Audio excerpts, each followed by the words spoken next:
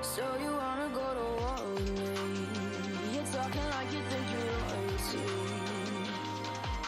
You think that I'm afraid, but I don't break. I heard you question my stability. You think I'll fall just like a guillotine, but I am here to stay. Won't look away. The storm is coming, so you better start running. No, you can't control, feel it in my bones. I'm coming for the, coming for the.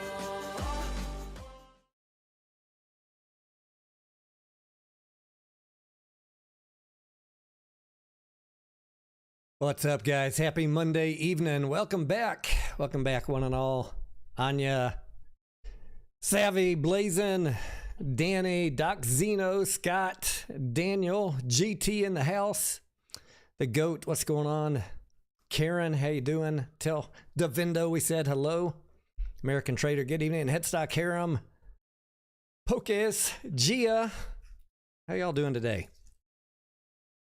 We got a little bit of trouble in crypto land, I've been noticing. Got all the way down almost to 29 solid. But we pulled out of that. Thank you for everyone who watched FUD Buster number 4 today. If you haven't seen it, go check it out. Now posted up on my playlist. Let me know if you have any questions about that, if you were wondering about it all weekend.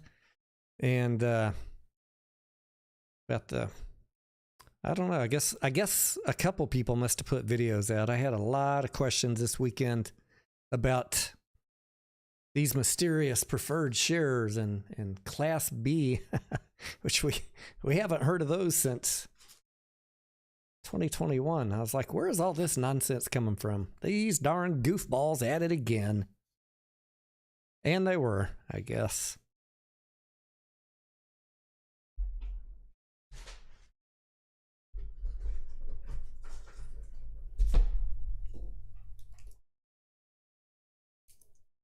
Gia says, so much confusion elsewhere. Yeah.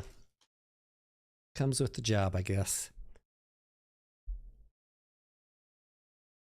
Carla, good evening.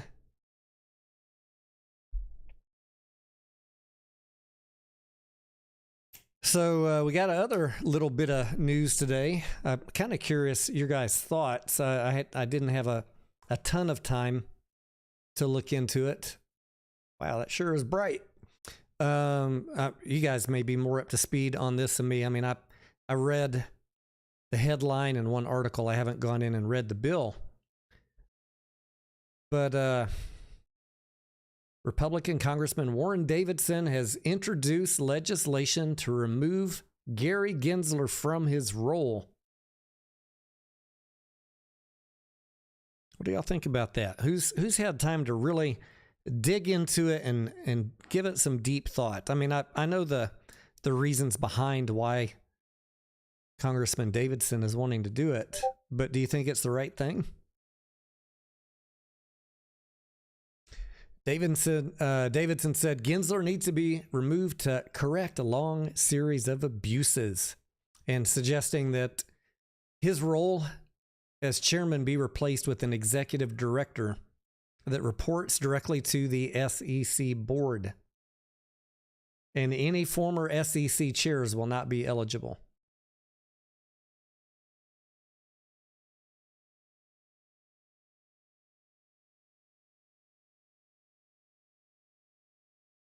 Not my Gensler, Headstock Cameron says. Save Gary. Hashtag save Gary. I don't know that I have a firm leaning on this yet, so I'm more curious what you guys think, and if it's worth my time digging into and giving you some thoughts. Other than that, there's just so much other shit going on. I don't really know that would it matter really if I had an opinion? Corey, what's up?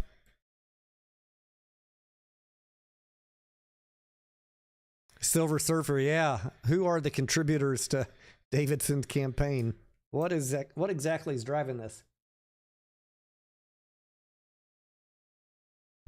So Gensler's trying to get regulation, and I'm guessing Davidson doesn't, he's not a fan of that. Hester Pierce neither.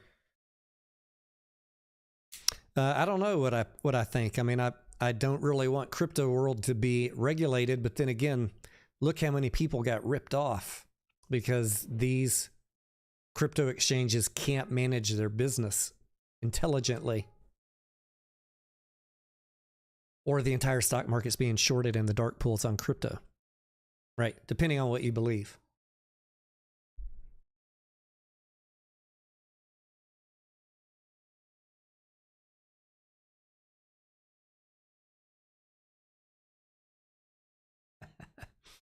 Blazin says he wants regulations. Yeah, it did seem, Blazin, we've talked about this many times. It seemed really odd the past couple of years how they were paying these exorbitant interest rates to people to stake their coins.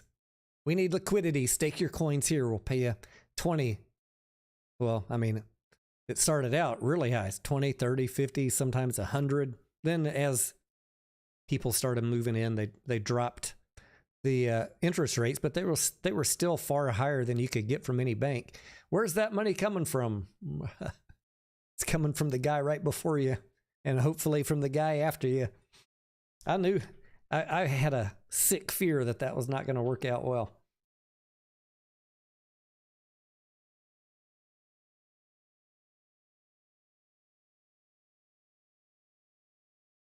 What other crypto news did I have here?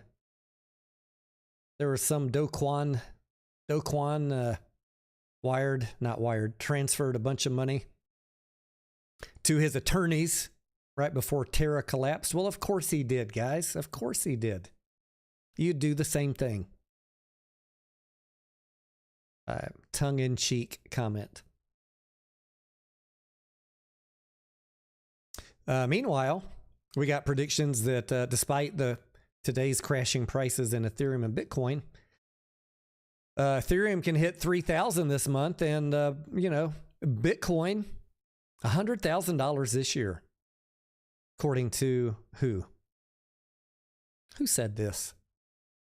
I sure hope he's right. Scaramucci, the mooch. He's not a blind evangelist. He's just got more at risk than all of you, and he needs you pumped up. Please come save him. Save the mooch. Hashtag save the mooch. Other interesting news today. Hopefully, let's see if I can find this tweet I sent out. We've been dealing with a lot of weird information. I'm not going to say misinformation just yet. Weird information on the market cap of AMC and Ape. And there's only a couple data providers that they collect the data and push it out to brokers and websites. If you usually have to dig down into the data terms of service, you can go look in the really fine print, even on your TD Ameritrade or Fidelity, Yahoo, NASDAQ.com. All of them get their data from a source. They're not each independently going out and getting this. They subcontract to a feed. And a lot of them use Morningstar. And Morningstar was, I have a Morningstar subscription, and I saw that their data was wrong, so I knew that they were pushing it out incorrectly to everybody else. So I wrote them an email last week on their trouble ticket line.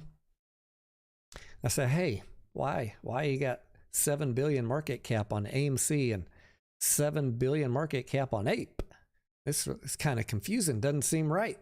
We got 519,000 AMC times $5, and we got 937 million apes times $1.65. That doesn't add up.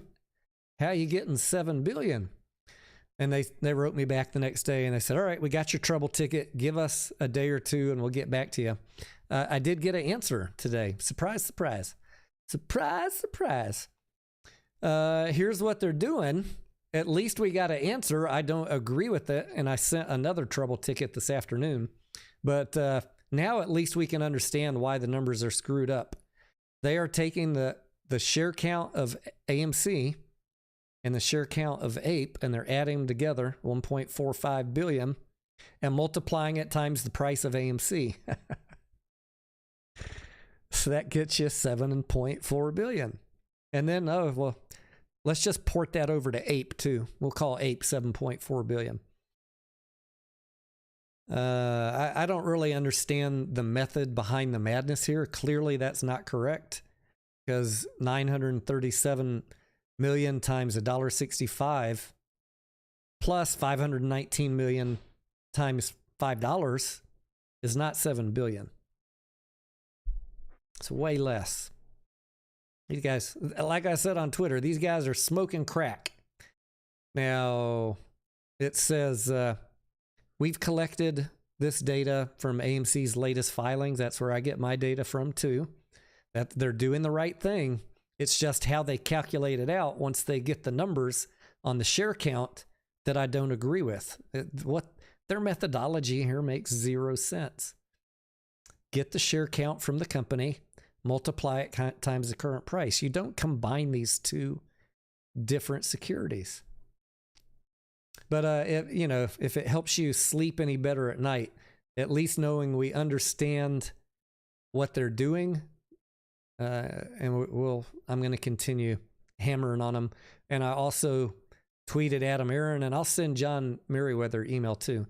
Adam and John should be on this, not someone like me or you or anyone else. Why is it our responsibility to chase this down?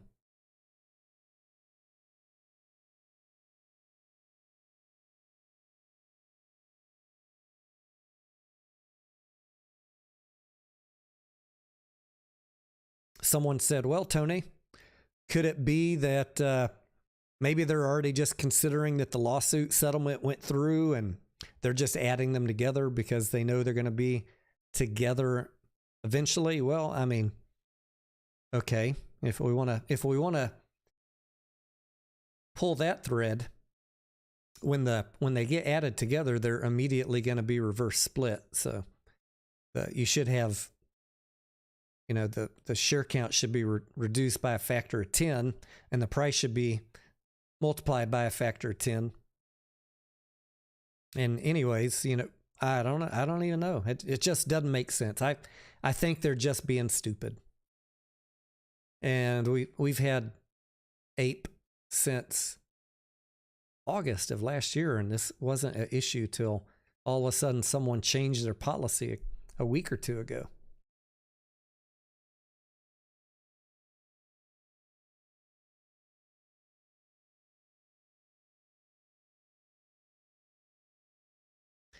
Hilsey said, have I ever thought about Broadway? No. I got a horrible singing voice. If it involves singing, Hilsey. Gorilla Gardener, what's up?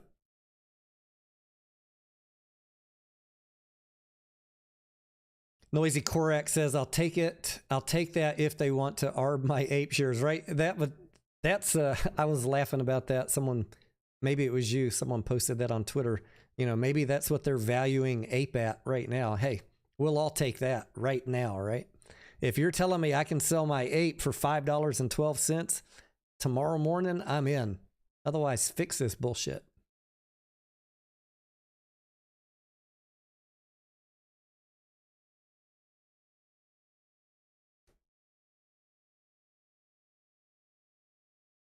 They might be going, like Scott says, they might be going by the fact that one Ape equals one AMC, but they're, what's the nice way to say it?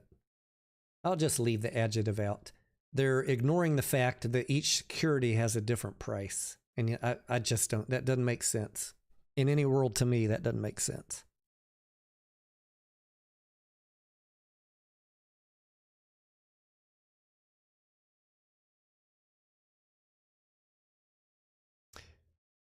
Do we got any questions on preferred shares? Class B. Anything related to that part of this weekend's FUD? And I'm happy to answer those. I'd like you to go watch my video. And then we can take whatever other questions you guys got. Let's see what else is in the news.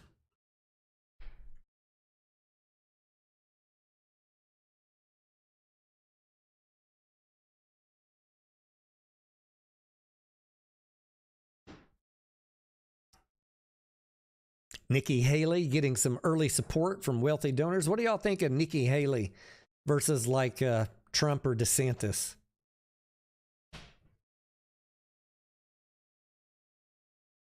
Secret police stations, secret Chinese police stations in New York. I've been seeing that in the headlines for a few weeks.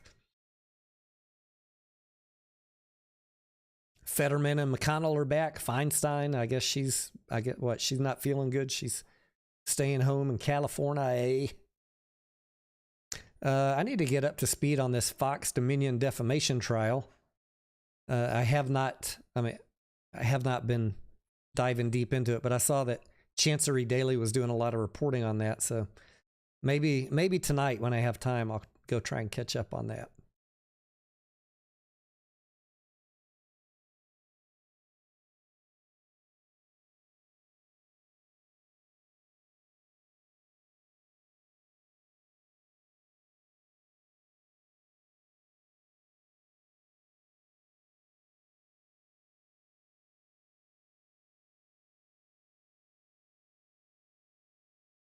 JB Hunt missed expectations for Q1.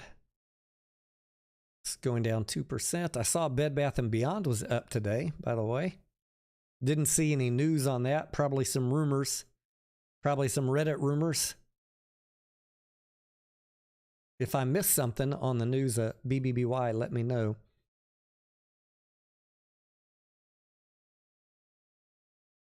Tomorrow morning, we got Johnson & Johnson, BOA, and Goldman Sachs reporting before the bell.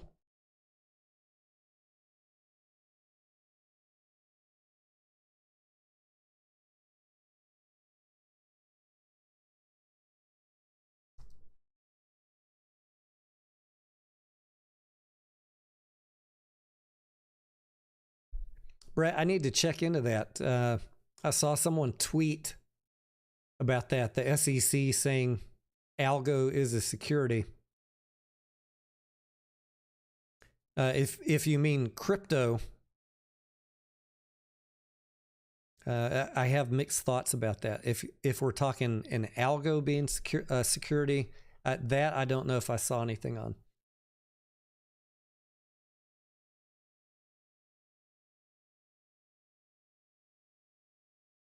Gorilla Gardener says Haley is a rhino, Republican in name only. Has the court case been settled? I did not see any updates today, but I had a busy day. Probably when we finish up here, I'll go in and take a look. Savvy, what we were expecting today was, I think by the end of the day today, Mr. Tuttle had to file some motion.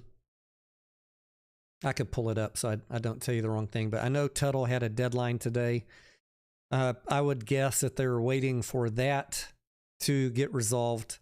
And then the next thing that they're going to do, depending on what kind of answer he files for his deadline, which is pretty much gone at this point, they're going to move forward with the settlement discussion between AMC and Allegheny.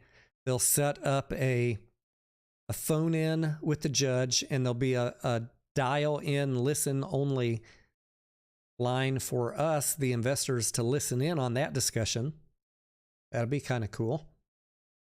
And I would guess that would be in the next week to 10 days. They haven't given a timeline. But I think it'll be relatively quick, relatively soon. The April 27th preliminary injunction, that is off. It looks like they're moving towards the path of, trying to get this settlement thing done that the plaintiff and the defendants agreed to. Once they have that, the dial-in meeting with the judge and the attorneys, then the expectation is, again, this is my understanding of it. I'm not saying this is gospel, but my understanding is that once they have that meeting, then the judge will set a final settlement hearing about 60 days out. And then you'll have your opportunity to file your official objection. If you object to the settlement, you can send in your official objection to the settlement. And Chancery Daily told me that if you really want to be taken seriously, then you need to figure out how to, what the process is to go there on the right day and talk to the judge in person. Much more effective than writing a letter. I don't have any instructions for that. I'm sure in the next 60 days we can figure it out for those of you that want to go do that.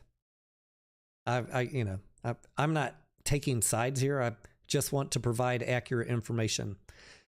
So I don't want to see anyone waste their money flying out there on the 27th. If you want to go on a different day, the right day, we'll figure out what that day is and help get you the right info. But make sure when you do that you have a bunch of facts, because you're going to a judge in a corporate law account.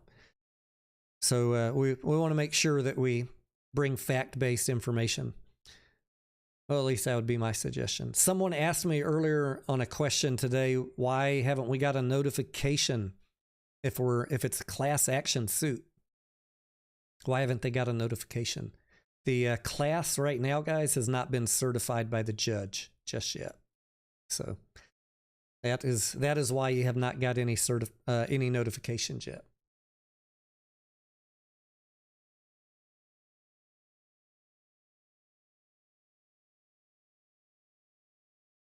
Guys, Owning the Float says he's seeing Adam Aaron on Thursday. So if you have any questions, drop them in the chat for him. Questions for Adam Aaron. Did I see that Tuttle Hilsey saying that Tuttle has a history of suing people? Yeah. I know about Mr. Tuttle from my research on Highcroft. Obviously, he lost a lot of money back in the Allied Nevada Gold, the previous iteration of Highcroft. I don't know if you guys know that, but Mr. Tuttle sued the previous owners of the Highcroft mine. He took it all the way to the Supreme Court, and as far as I recall, because it's been a while, that's going back years. As I recall, he lost that case. He also had a business that went bankrupt, lost all his money there. Then he said he lost all his money in Highcroft. He lost all his money in a failed real estate development project, and I guess now he lost all his money in AMC. I don't know. I don't want to kick a man when he's down, but I'm vaguely familiar with some of his history. Yes, I am.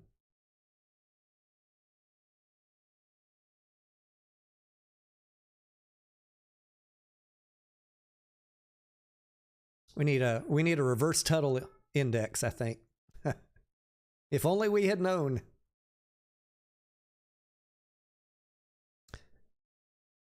I'm just, I'm having a good time, guys. I'm just teasing. I don't want to see anybody lose money, and he deserves to have his day in court. And to his credit, he put together the most single-handedly competent letter that I saw out of all of them that I've read for this case, for someone that wants to object. And that competently put together letter, plus his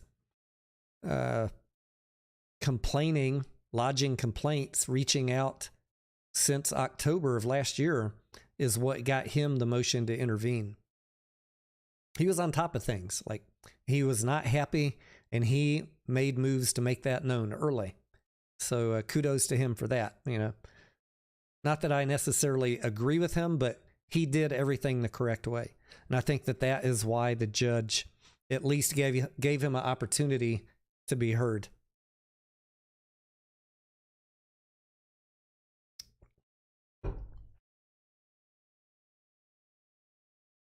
Anya says, why is Adam Aaron worried about a takeover? I haven't seen anything about that, Anya. A takeover by another company? Did he tweet something that I missed? Hilsey said Tuttle's had a shit ton of practice. If you guys, if you ever want some good reading, And for those who understand why I call Hycroft a speculative play, go read up on Allied Nevada Gold. Read up on the previous version of Hycroft. You'll go down a rabbit hole that you're going to come out smelling like mud. Mudrick? Mud. It's going to feel icky. If you wonder why I'm not rah-rah and Hycroft, well, I'll support it to the extent that if it is successful, I'd like to make a little money on it, and it'll be good for AMC. But boy, if you knew the whole history of that mine, I know no one likes to read, but if you knew the whole history, especially what happened right before it got converted over to the current ticker, it's pretty messy, pretty sloppy.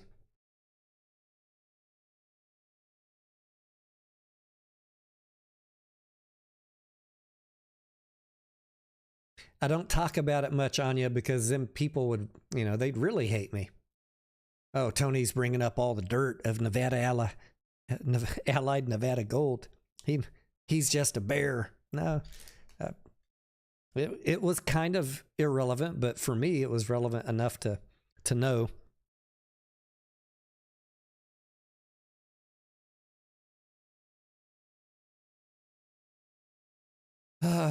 Owning the float says a lot of people asking about the FTX and AMC token. Yeah, I heard that was a topic today too. On YouTube land, I had a few people messaging me because there was someone live streaming about the tokens being used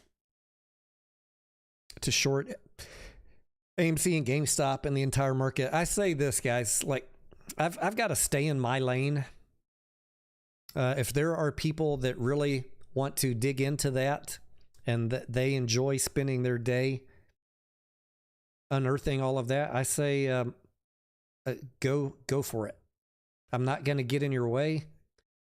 I'm probably barely going to talk about it because I don't have the time to become an expert in it, and I don't want to misspeak. So I will applaud you from the sidelines and pray that you come up with something.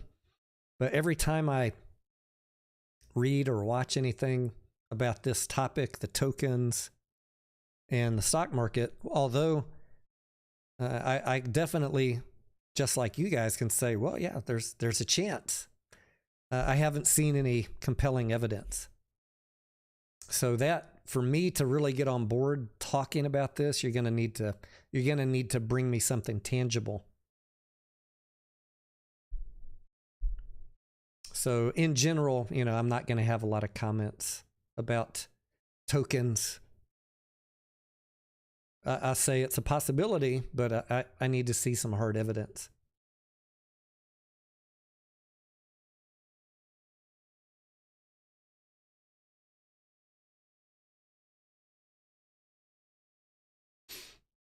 Thomas says, I guess he's saying Tuttle. Tuttle, claimed Adam Aaron should have had a vote to issue APE and the reason for the lawsuit. Well, that's actually not true. That's not true. And I covered that again in my video today.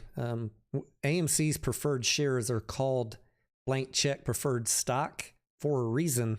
And I took the effort to read the entire paragraph of what they're allowed to do with those shares in today's video. We've gone over this many times.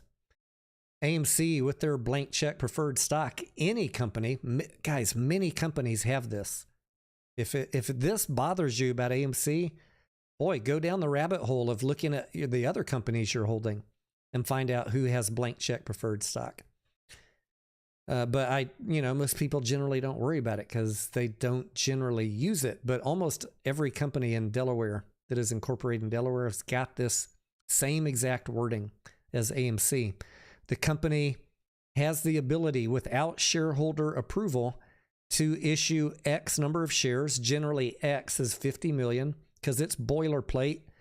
Take it from the lawyer's handbook, drop it in the articles of incorporation.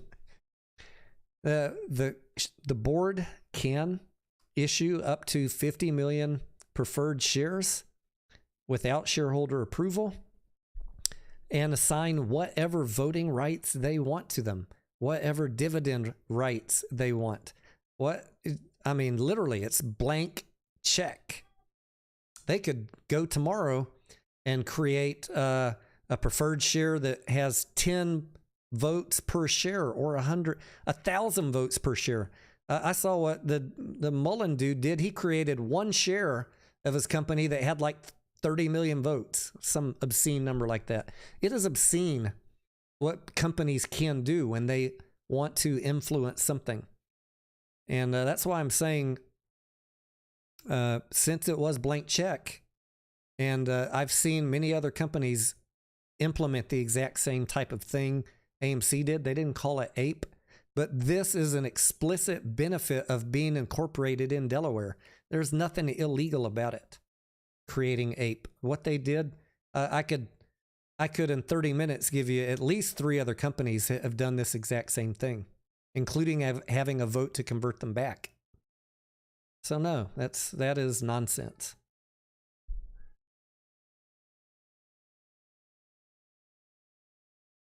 Mr. Tuttle, lawyered.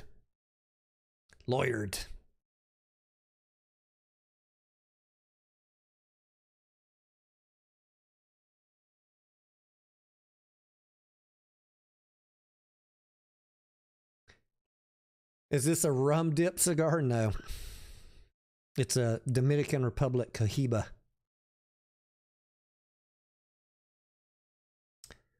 Season Curly says, Biggums, I'm glad Biggums went on with Malfunkin. Is that how you say his name? I'm glad, because I don't know if those two had beef or what, but I saw someone in the comments saying, hey, to Malfunkin, you need to go on with Biggums. And he's like, all right, I'll think about it. So I'm glad that he did go on with them. And I agree, it is confusing. I watched a few minutes of his live stream today, and it was just like his face, like, look, you guys, do you see what I see? Just look at it. And I'm like, no, I can't see what you see. Show me something, like put your screen share up. Oh, okay, you put a screen share up now, but explain it in a way that I can see the hard evidence. I get his enthusiasm and I love it. And he obviously sees something, but I haven't seen it yet. I'll go watch him and Biggums together. Maybe they worked it out.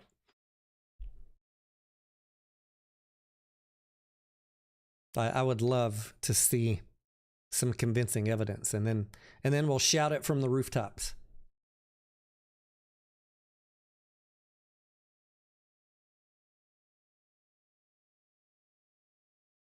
Michael Haynes says someone said he won the case and got $200,000 for which one, Michael?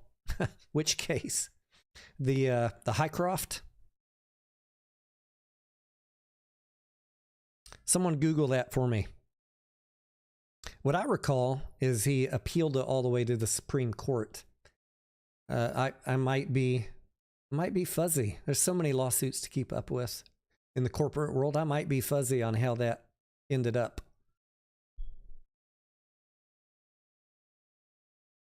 Did Bed Bath & Beyond ask for shareholder approval when they 100x the float? Nope.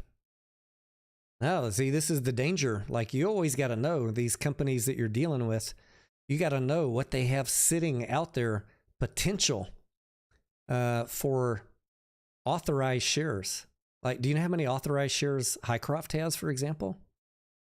I bet you know what the float is, but do you know what the authorized shares is? Just a little hint. It's way higher than the float, which means that at any point they could just issue a shelf offering. I can't remember if they have one. I think they do have one. They could do a shelf, or if they've got one already filed, they could drop shares on you on Highcroft. Happens all the time. Once those shares are authorized, they don't need your approval to do that.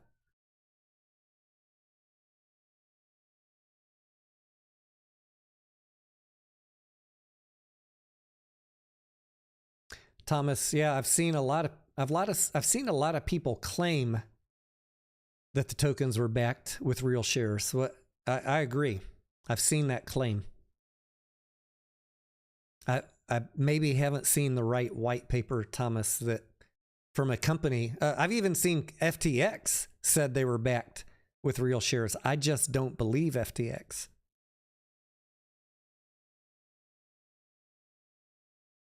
I don't believe FTX bought any shares to back anything up. It was all a fucking Ponzi scheme.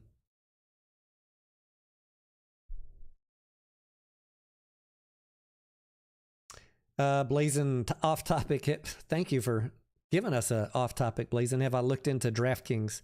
Not seriously, Blazing, in about a year.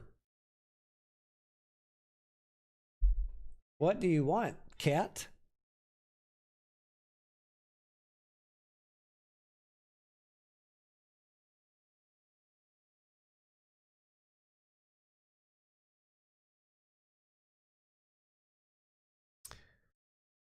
Oh, man. I remember the last time we seriously looked at them was right before they took a major earnings dump. Probably February 22, or was it? Yeah, I think it was either this one. Probably not that one. I think it was here. We were like, should we buy call options? And we all collectively on the live stream and in the Discord like, nah, let's just wait. And then it dumped. So that's the last time I seriously looked at them. Back then, it was $23. February of 2022. Last time I've done any DD or look at the financials on DraftKings. I don't dislike the company. I didn't really like what I saw back then. So enough time has gone by now that I can go take another look. I'll add that to my list. I was all ready to get a bunch of videos out on Floor and Decor and Costco and Apple. And then we had all this preferred share, Class B, Adam Aaron lawsuit. All that nonsense dropped this weekend and got me distracted.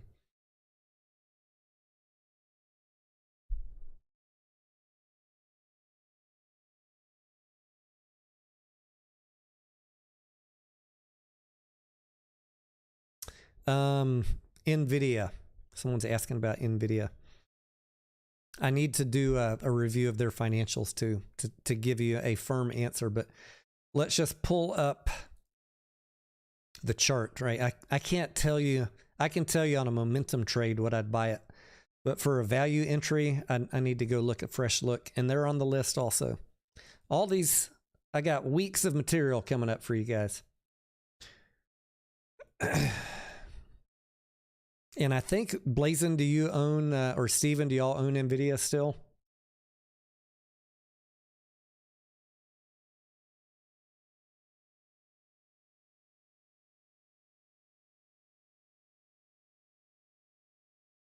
I generally, you know, when I see something that has run up like this to 336 and then come down to 108, and now it's reaching back its peak, just as a, you know, my more cautious self says, it's reaching, it's reaching a recent high, and it's either going to do one or two things, right? This is kind of obvious. It's going to go up to that and pull back, or it's going to blast through it and take off.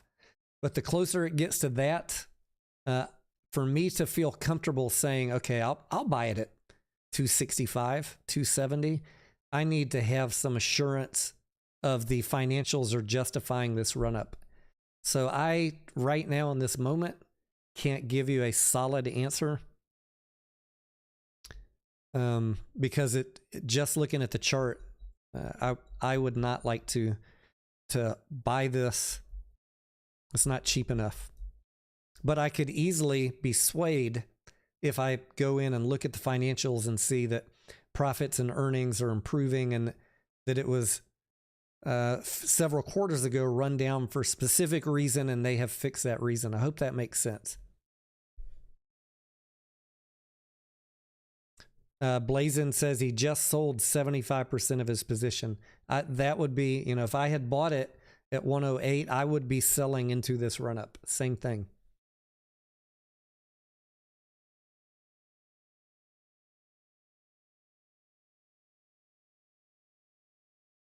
Connectude says Q1 earnings per share is predicted as 16 cents for AMC. Seems low.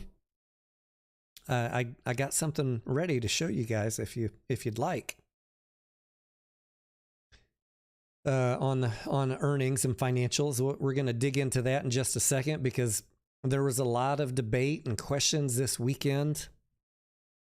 They're asking, why do people keep saying AMC is losing money, that they're about to go bankrupt? I just don't get it.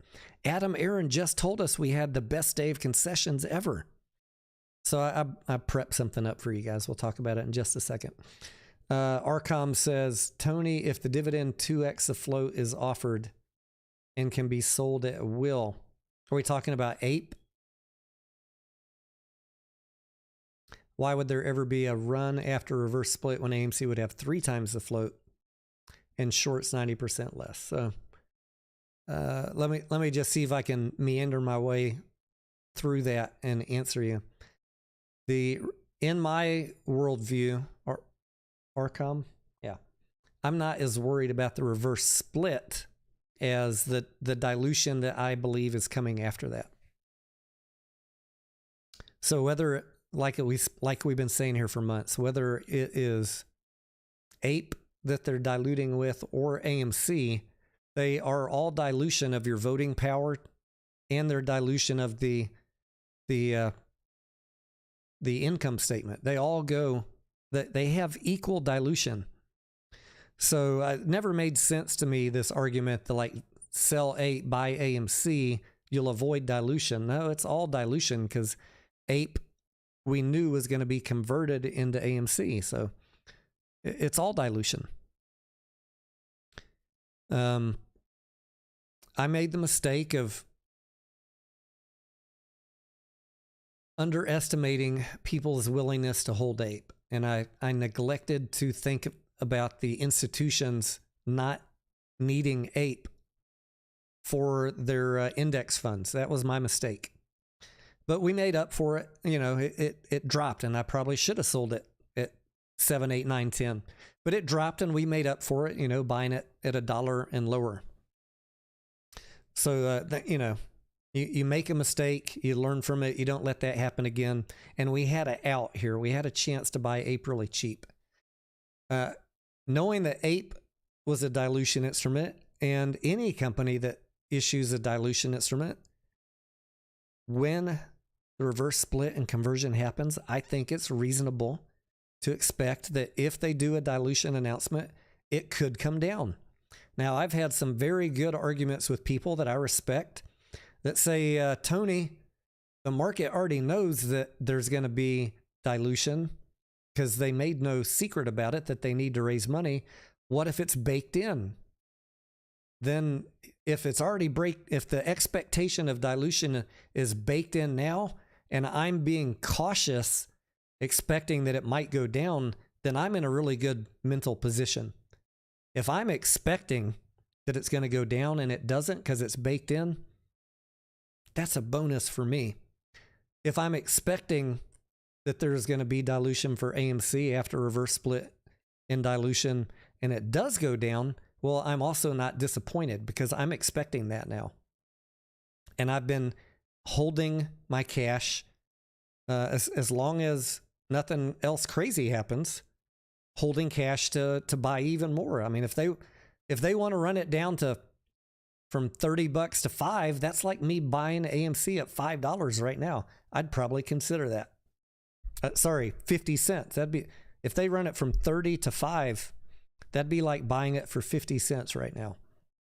So I probably would buy some, Not that I expect that to happen. That would just be an obscenely low market cap, drop into 50 to $5. But you never know. You never know. I can't make you any guarantees.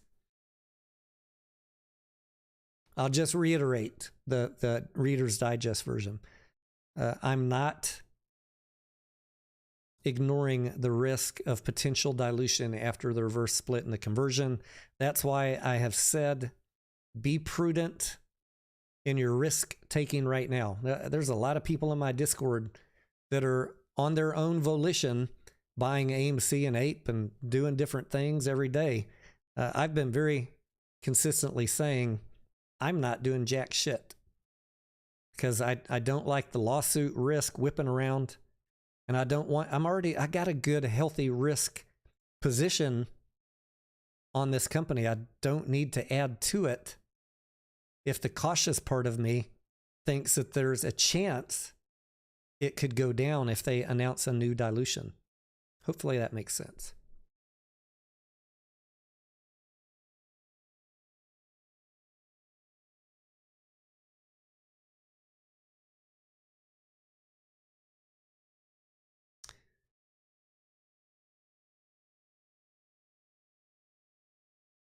CFAT says, didn't that woman Hester Pierce stop the CAT system proposal? She stopped a lot of stuff. I don't know that I'm necessarily a big fan of Hester Pierce.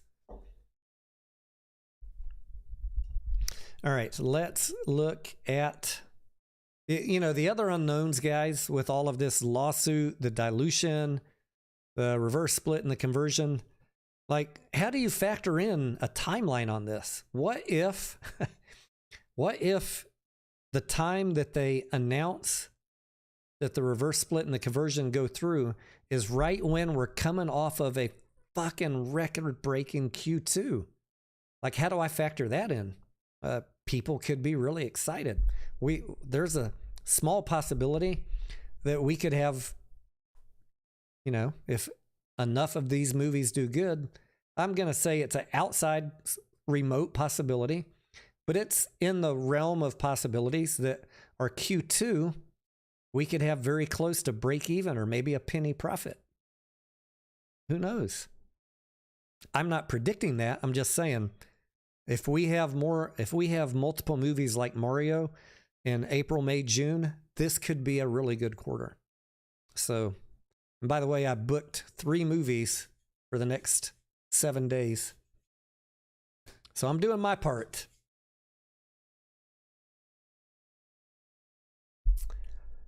Let's look at those numbers though, the financials. So you can kind of get in my head about what are we talking about here? Like, why does Tony seem so bearish about AMC is going to go bankrupt? I'm just, it's not opinion. I'm just looking at the income statement and the balance sheet. And I can show you this, I think, in about 30 seconds in a way that you can understand. Forget what Adam Aaron said about concessions for one day. Forget even about Q2, because we could have a good Q2. Let's just call it break even. Let's say the best case is we lose no money in Q2. All right. That means we still had 3 quarters where we lost money, right? We're all on the same page. Last year, 2022, we had 4 quarters where we lost money. It was a negative almost $1 billion that we lost in 2022. Where'd all that money go? They're keeping the doors open, and we need a little bit more box office.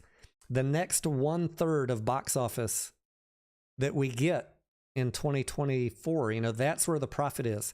First, you got to pay the bills, the staff, the buildings, the interest, all of that. But that's almost paid for. If you get another $1 billion per quarter, then you start getting some profits in that mix.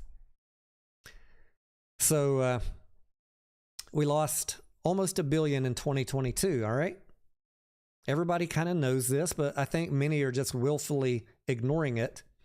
Now, okay, why does that matter? Well, how much cash do we have left? If we know we lost $973 million last year, let's just assume that we're going to lose that again this year. Maybe a little less. Let's call it 800. How much cash do we have left? We've got 654 million cash. So when you hear me say I'm concerned and the executives at AMC are concerned about running out of cash if they did nothing, these two numbers highlighted right here, that's all you need to see. 973 million. Let's be generous and say it's negative 800 this year. We still only have 650 million. I don't know. I mean, where are you going to come up with the money? If this is not addressed by the end of this year, this company will be filing Chapter 11 unless every quarter this year we're booking a profit. If we don't burn cash, right? You realize this number 654 is going to go down 200 million a quarter between operating expenses and interest payments. 225.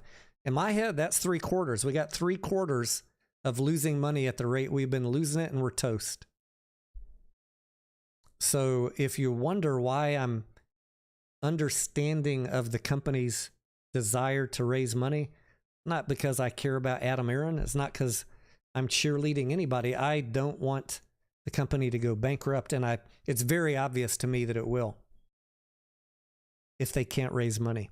And then everybody loses. Everybody will all of our shares go to zero.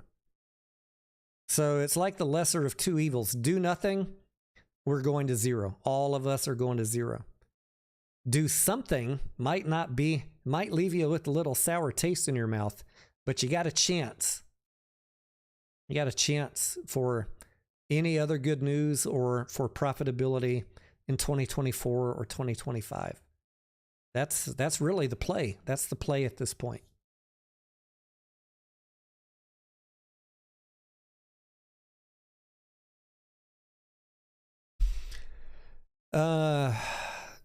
Wolverine says, were you able to go back and watch the video about Chancery Daily saying she doesn't believe in naked shorts? I have not.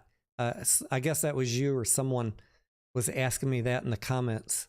Guys, just a newsflash. Not everybody out there in the world believes in naked shorts. She's not in this play. She doesn't care jack shit about AMC. So in her view, if she thinks there's none, hey, that's her view. She's entitled to her view. And she's far from the only one outside of our little community that thinks that way. I don't got a problem with that. I'm not talking to her for her opinion about Adam Aron or her views on naked shorts. I want to know, what can she tell me about the legal process in Delaware that I don't know? Because there she's far more of an expert than me. And I can compartmentalize getting information from people without hating them for other views that they have. Maybe she did say that. If she did, hey, she's entitled to her opinion. Just like I'm friends with people that don't really care about AMC or that don't like Adam Aron.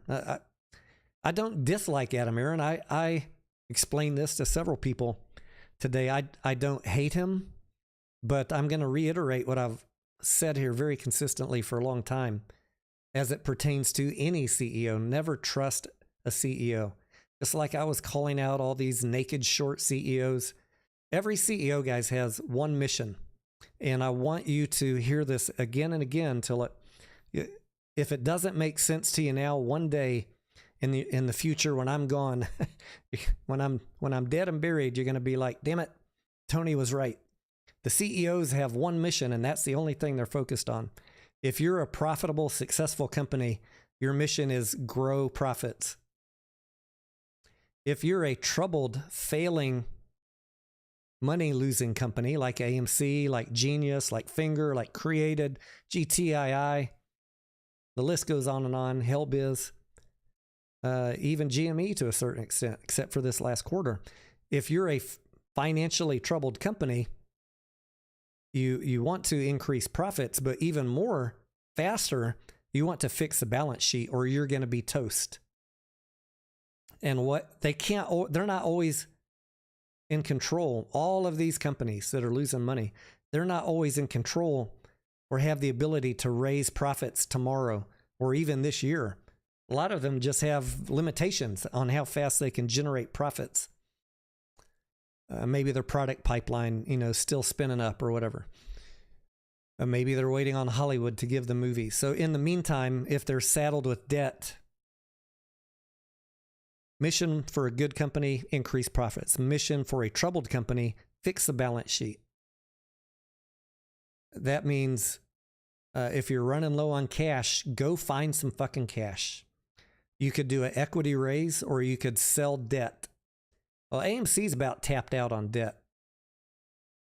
That's not going to go over well, and interest rates are going up. So they're saying to themselves, if we can find a way to get this done, equity raise is much better. Yes, it will hurt the shareholders, but we can't really go get debt. And how would it look if our debt increased from $5 billion to $7 billion? We're already being fucking shorted because we have $5 billion in debt. Imagine if they increased it to $7 billion to survive till 2024. You're just digging the hole deeper.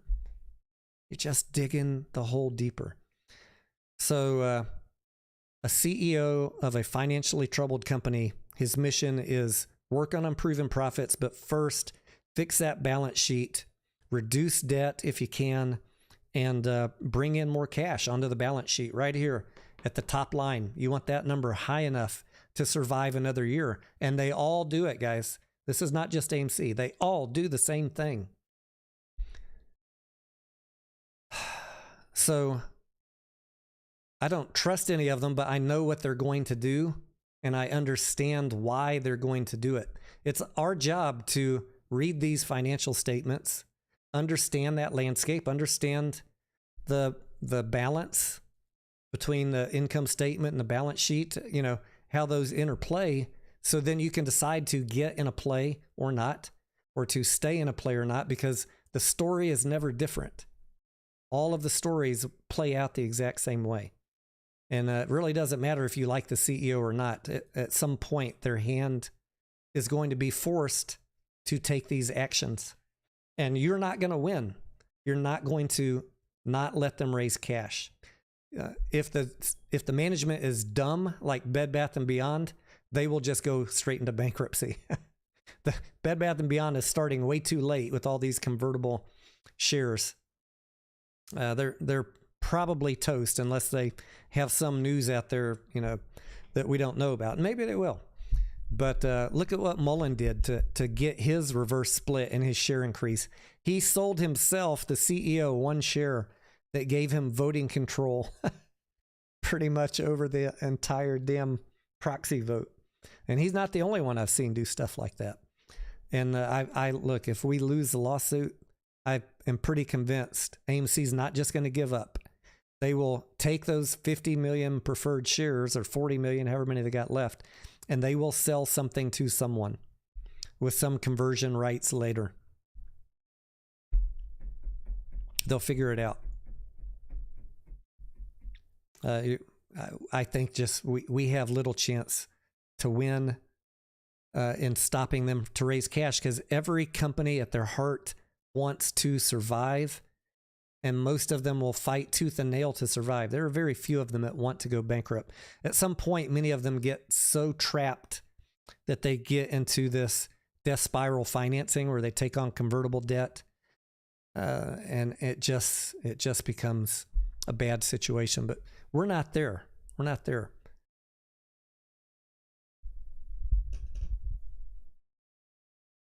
I wish Sufyan was in the chat. Ellie says, didn't she say they looked at the financial statements and it doesn't look like they were going bankrupt? I don't think, Ellie, that the Chancery Daily has looked at AMC's financial statements.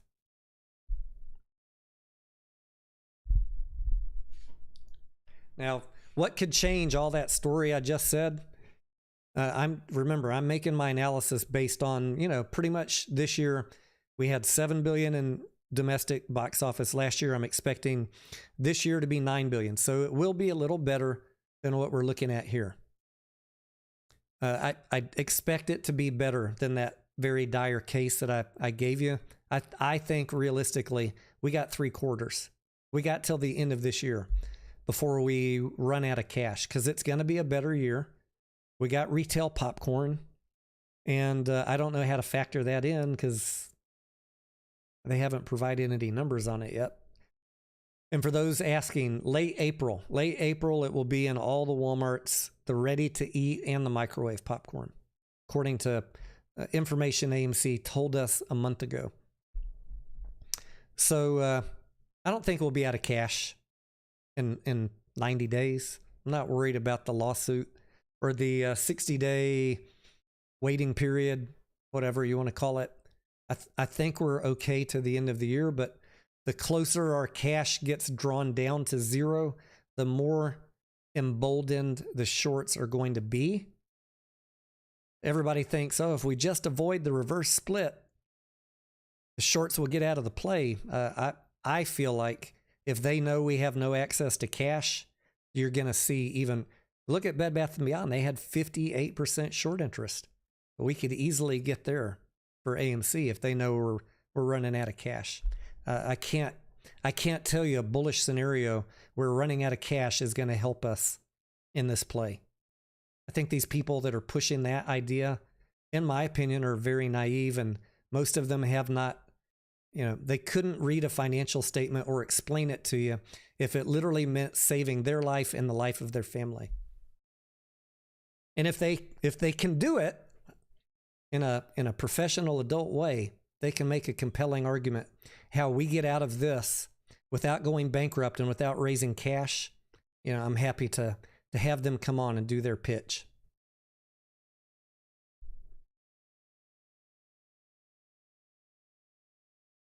People excluded from that would be anybody who's spent the last 2 years talking trash about people, 50% of their videos, doxing, kicking people off of space calls, all those people, no, you already lost your chance.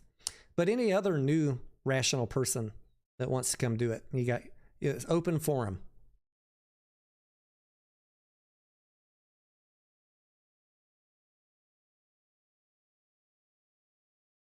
Hillionaire, that's a very good question, and you're not the only one that's asked me that in the past couple days. Is the problem that Adam Aaron didn't pay off the debt? I would say the worst thing that Adam Aaron could do right now or in the last 2 years was pay off the debt, Hillionaire. Why do I say that? Because didn't you say, Tony, that if they raise cash after the conversion, he could pay off the debt? Let's walk through that one more time, because I know not everybody listens to me every day, and if this is your first time here, welcome. When 2021, we had $1.8 billion, and AMC knew back then we weren't going to get up to 11 billion domestic box office in 2 years. All right, the predictions have been out there for years of what the recovery was going to look like. They knew that they were going to have years of losing money. That's why they tried to raise more cash in 2021. And I, like many of you, said, no, I want to squeeze. I was right there with you. I would have voted no on that because we had 1.8 billion and we had in cash and we had time. But that was 2021. Now it's 2023 and we're almost out of cash and we still got a year to go. So he should not have paid off debt in any meaningful way in the last 2 years because he needed enough cash to get us here.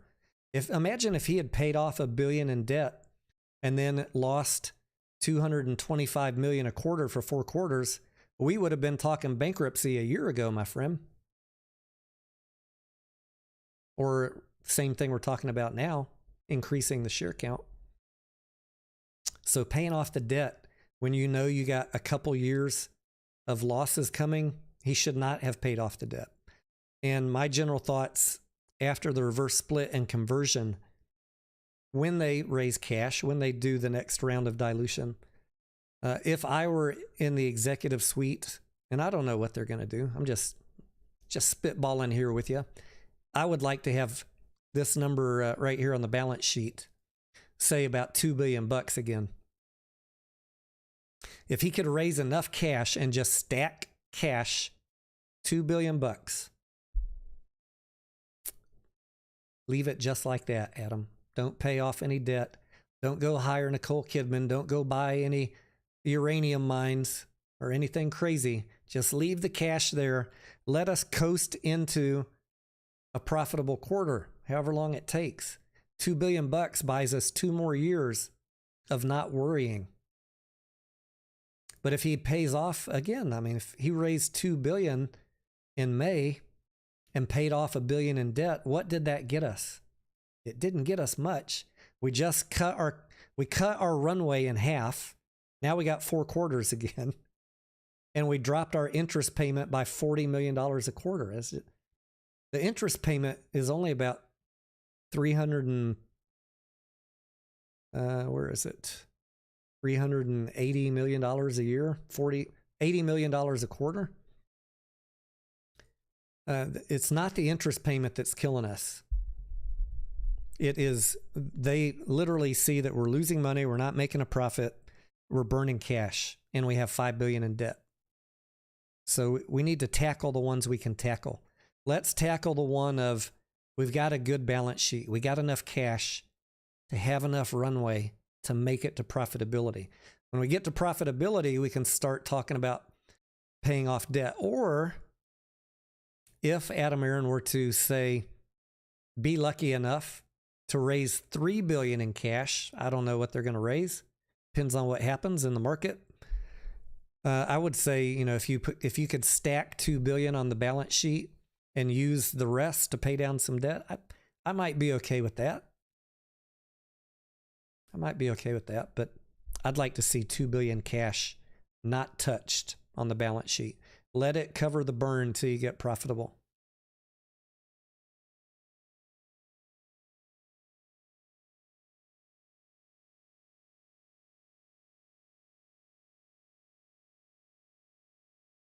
Mon Cherie says, Tony, I don't care on the point that they go bankrupt. I know. I mean, a lot of people tell me that, Mon Cherie. I see those comments all the time. I don't care if they go bankrupt. Well, damn it, I care. Because if they go bankrupt, that means you, me, and everyone in this chat, we're going to zero. And that's not an acceptable outcome for me. I'm sorry it is for you. I'm sorry you're that angry. But I can't help people that feel like that. I can only try and explain what's coming your way. You will go to zero. All of your shares will go to zero. It'll look just like Bed Bath & Beyond.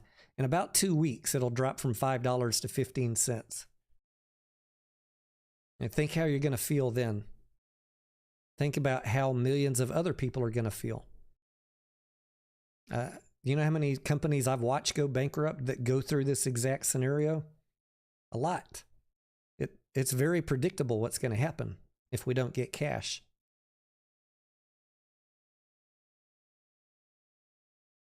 Scotty D says the vote and even the ape was illegal. I've already made the case earlier, Scotty, and on many, many videos, including the one today, there was nothing illegal about ape. It's boilerplate, blank check, preferred stock. Boilerplate. Almost every corporation in Delaware has the same ability to use preferred stock, Scotty, to create whatever the fuck they want. It's called blank check preferred stock for a reason. It is a feature of incorporating in Delaware. That's why they do it. They don't need your approval. They can assign whatever rights they want to it. Watch my video from earlier this afternoon. And welcome to the channel.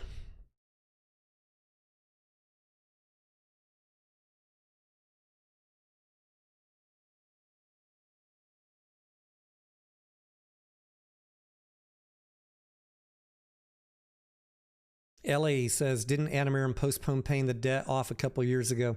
When the pandemic happened, Ellie, and we had no cash coming in, and early part of 2020, we were down to about $400 million, and they were getting the paperwork ready for Chapter 11 right before the squeeze happened, and he was able to sell some shares, and that's how AMC got the $1.8 billion cash. But what happened at that point is they got, let's just call it a deferral on a bunch of lease payments and debt payments. So they, stacked into a liability account that AMC's been whittling down, like back rent. Put it in a term you and me can understand. You couldn't pay your rent 1 month, so your landlord said, okay, your rent's $2,000 a month. Over the next 12 months, just pay me $200 a month when you get back on your feet over the next 10 months. That is basically what AMC did. They got deferrals, and they've been whittling that down, and everything is almost caught up on those deferral liabilities. Again, when you ask where has the money been going, capital improvements, fixing up theaters, they're upgrading some theaters, buying laser projectors, paying all that deferred rent, paying all that deferred interest payments, and in general, just keeping the doors open.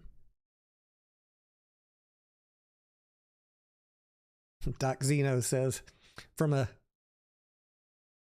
is that a psychiatric? Did I say that right, Doc? Your patience is sometimes an astonishment. I had a couple days, Doc, doing the members only chat for a couple days really allowed my emotions, my anger at all these fucking clickbaiters and emotional content creators.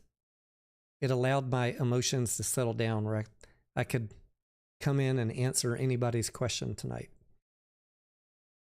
I'm usually a very patient person, probably one of the most patient you've ever met, but it makes me so mad to see these people lying to people, just blatant lying. Sometimes it's just out of good old-fashioned just not knowing any better because they've never opened a financial statement. And when they say, they're happy just to let the company go bankrupt, it upsets me to see someone making videos putting that mindset into people. Yeah, guys, let's go to zero. Woohoo! Fuck them all. Let's go to zero, boys. No, I got my money in this play too. I'll be damned if I'm going to watch my $5 go to zero without a fight. I go down swinging trying to explain some common sense about how corporate finance works. It's really not difficult, but all these other influencers don't even try and understand this, or if they do, they just flat out don't care. Squeeze or bankruptcy? I've been here right along with you guys, and I ain't seen no squeeze. So what do you think is the more likely outcome if we do nothing?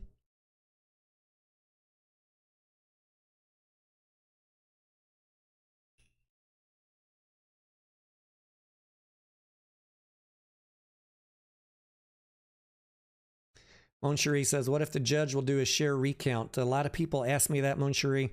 The plaintiffs did not ask anything. They had no complaint about the share count. There's zero dispute about the share count. The share count is published regularly by AMC. It's 519 million AMC shares and 923 or whatever million ape. That is the share count. Now, if you want to know what is the synthetic share count, you're going to need to sue the DTCC. That's a separate lawsuit. This judge is not going to get into share count. She's not going to get into a vote, which was properly overseen by a third-party auditor. Again, more clickbait. Where's their evidence of anything? The vote was rigged. It's easy to say stuff. It's easy to say stuff. They have not provided evidence of anything. This is just these conspiracy theory people that are poisoning people's minds, and you guys fall for it with no fucking evidence, and you don't even ask them to back up anything they're saying.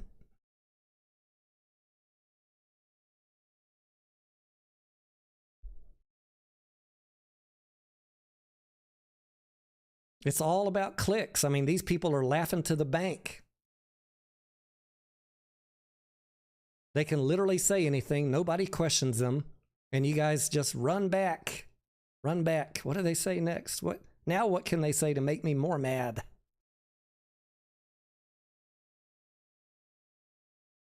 Scotty says, did I like everything she said? I had no idea, Scotty, what her opinion on Adam Aaron was. I wasn't expecting her to express one, but I do respect her right to have whatever feelings she wants about Adam Aaron.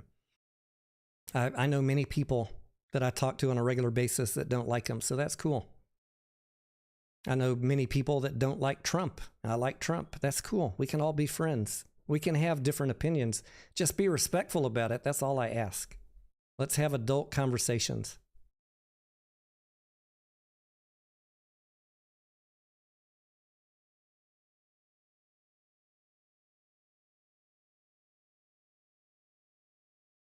PD Harris is asking, what is my gut feeling on the reverse split? I've said since the first day that lawsuit was filed, PD Harris, that I fully expect the reverse split and the conversion to go through.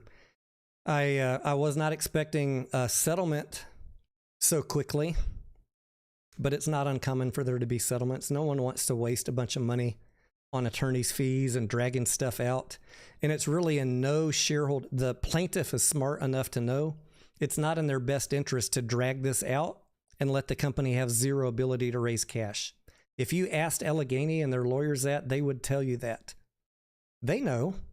They can read financial statements. These guys are smart. It's in nobody's interest to drag this out. That's why they both agreed, hey, Judge, can you just drop the status quo and here, we'll do this payoff and let AMC do what they're going to do. They tried to jump the process because everybody understands dragging it out is not a good thing. That didn't work with the judge, so now they're going through the regular process of submitting the settlement, and both the plaintiff and the defendant are going to be working together to push that settlement through. And that is my updated opinion based on what Chancery Daly told us the other day, and she has far more experience watching all these cases go through than I do, like a million times more experience, so I'm going to defer to what she said.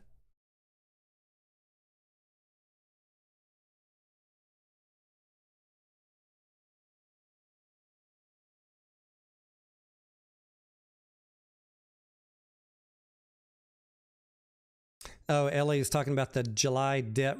Yes, Ellie, AMC has several times, including, I don't remember what year, Ellie, but yes, they restructured the debt. Yes, that is correct. And guess what? When is our debt due? Hang on. Whenever our debt is due, they're going to restructure it again. Let me pull up the right document. I can tell you when the bulk of the debt is due. It's in the 10Qs every quarter. So we pay interest basically on it. It's like a balloon payment. We pay interest on it unless there's some deal worked out where they pay some off, which is a possibility. But generally, you get to the end and you're supposed to have the cash. If not, you restructure it again. Let's find the debt table here.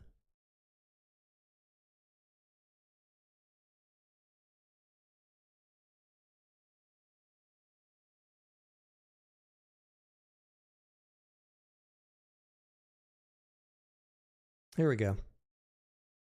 Minimum annual payments. $3.38 billion is. Oh, that's operating and finance leases. Wrong one. Hang on. Keep going, Tony. Go down. What is it? Section 9 that is debt. I should have this memorized by now. I think it's section 9. Section 8, sorry. Corporate borrowings, note 8. This is all the debt. And down below that is when it's due. 2026. 2026, we got $3.3 billion we're going to have to come up with. I would say, unless something crazy happens in the cash raise, I don't think he's going to raise enough cash to put $2 billion on the balance sheet and pay off $3.3 billion. So there'll be a debt restructure at some point. Maybe, let's say he raised $3 billion in July. Maybe he says, hey, we're going to keep $2 billion in cash. Would you take $1 billion, you, Mr. Lender, would you take $1 billion for a 30% discount? And we'll knock this $3.3 billion down to 2.3. They could do that. But this is what we're faced with. if, God forbid, we're still all in this play in 2026.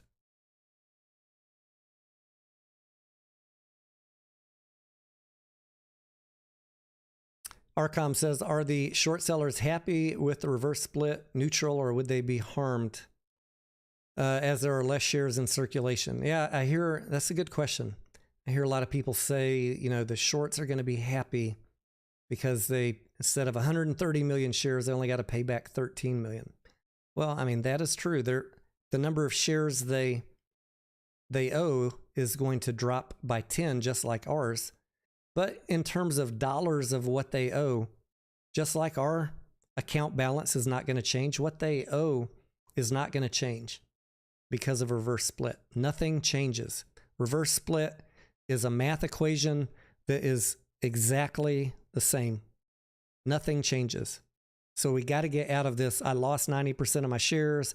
The shorts have 90% less to close. No. Dollar-wise, they're on the hook for the same amount. And now the amount of shares that we're holding theoretically should be even more precious to you. So theoretically, people wouldn't sell them, and it would be harder for them to close on a smaller float. That's the reverse split talk. But then what's going to happen? AMC is going to raise cash by diluting, by selling more shares. So then what happens? Well, there's a lot of different ways that could work out. Sometimes shorts will short because they know people panic over a reverse split and a dilution.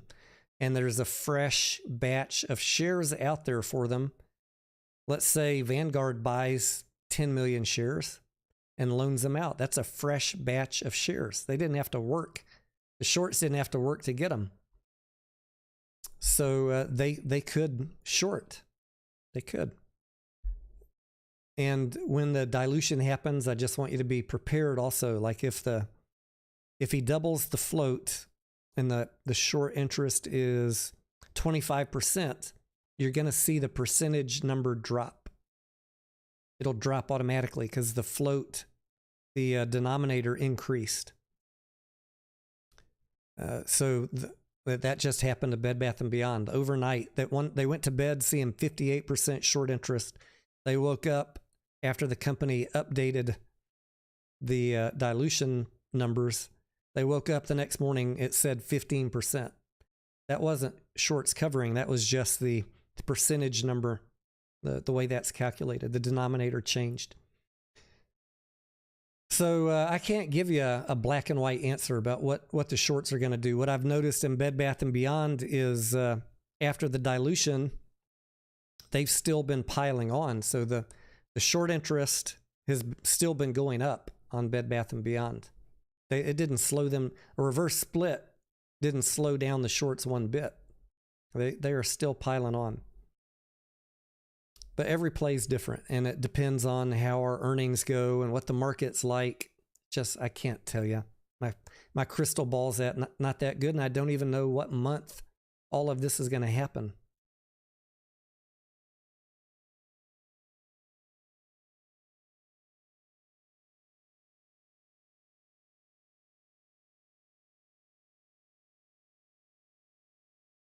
Gatsby says, what about naked shorts by coins? I don't talk on tokenized securities. It's just not, it's not something I talk about, Gatsby. I'll leave that to the people that want to cover that. When they provide me overwhelming evidence, I'm happy to talk about it.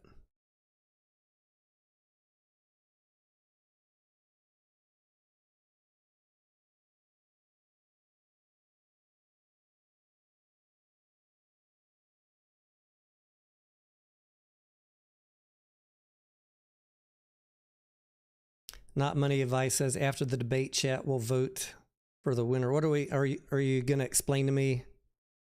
Not Money Advice, are you wanting to make the case how the company's not going to go bankrupt if they do nothing?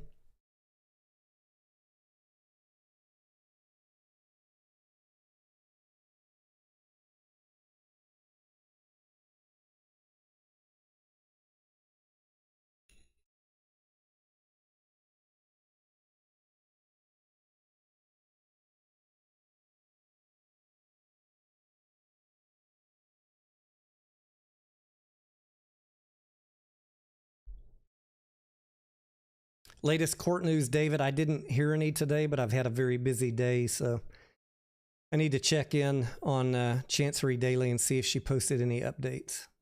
I didn't hear anything. There was a scheduled date for Mr. Tuttle today, but I haven't checked.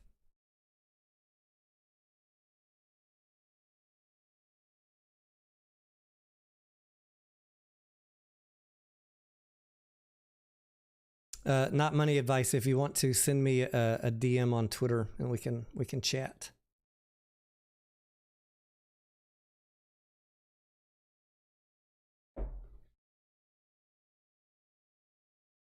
If I have you blocked on Twitter, then I don't know what to say. I block people for very specific reasons on Twitter, and I don't unblock them. I don't just randomly block anybody that disagrees with me on Twitter, but the ones that are on the doxing and daily hate club, that's an automatic block, never come back.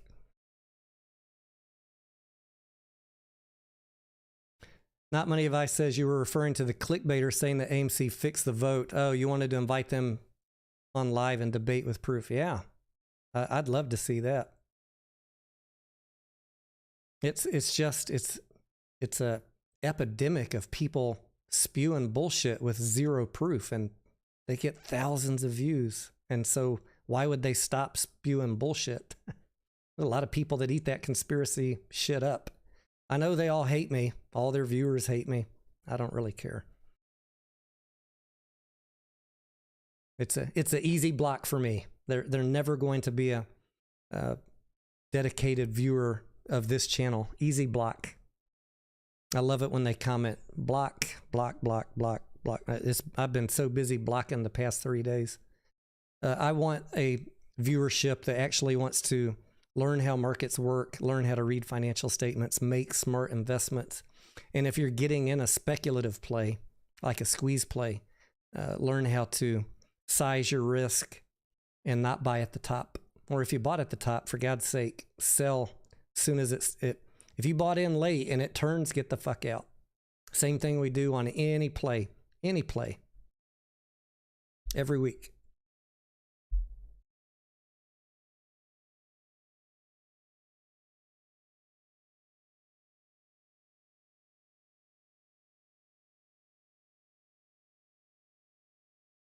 Donahue George said every 8 being held gives the owner 100 votes. That's just that's absolutely incorrect.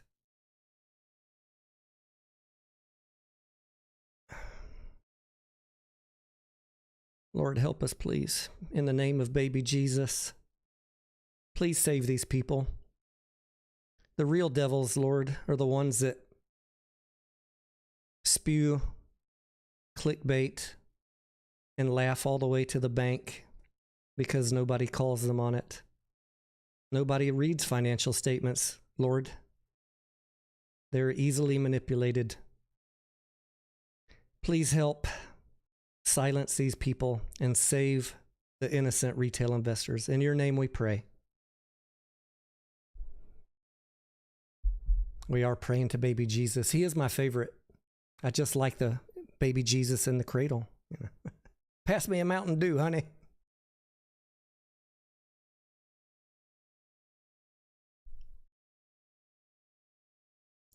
Weehart says, I tagged you in his post. Hey guys, 2 years ago, I tried to reach out to him many times. He neglected on purpose to respond to me every single time. So the only conclusion I can draw from that is he's doing this on purpose. And I don't say that to be mean, but I have reached out to him more than once a long time ago. Not ever one response. I know people that reached out to stocks and crypto plays about his nonsense and were insta-blocked. Like, hey, bud, you just said there's Class B shares. Here's the, this was on Sunday. Here's where you can find that those are retired. And instead of answering them, he blocked them. Like, how dare you show me some facts? Don't ruin the scam I got going on here, bro.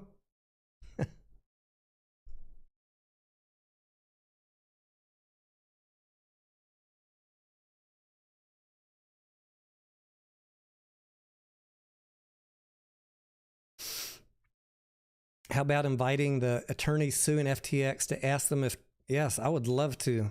That's a good idea.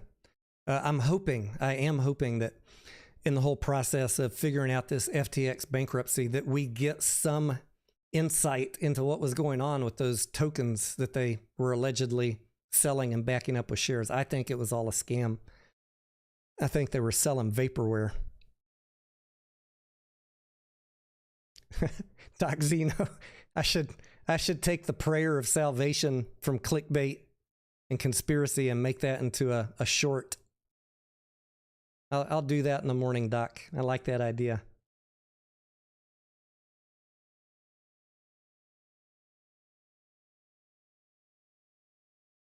What is my favorite Nicolas Cage movie? I posted 4 of them in the chat, in the community tab a couple days ago. Hang on one second. And some of you he's made over 180 movies. Some of you guys had ideas, your favorites that I didn't even put on the list. YouTube limited me on how many I could put, or I would have put a few more.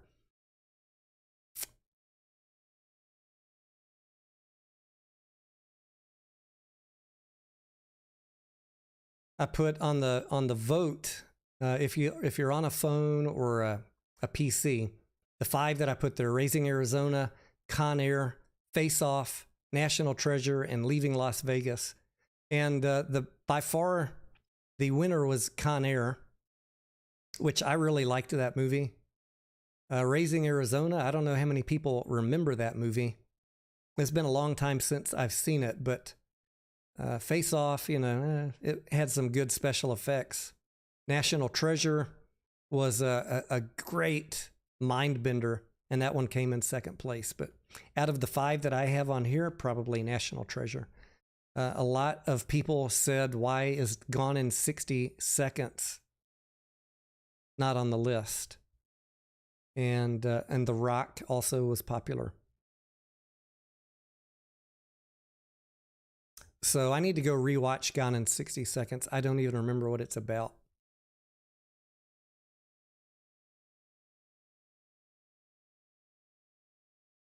I will tell you though, like I said earlier, I booked 3 more movies coming up. This Thursday evening, we are going to see Evil Dead Rise. Friday, I'm going to see, maybe I'll take Scarlett if she's available. I'm going in the afternoon right after the markets close, Covenant. And then I also booked next week, George Foreman, which looked like a really good trailer. And there's a couple more that I wanted to book, but couldn't buy tickets for them yet.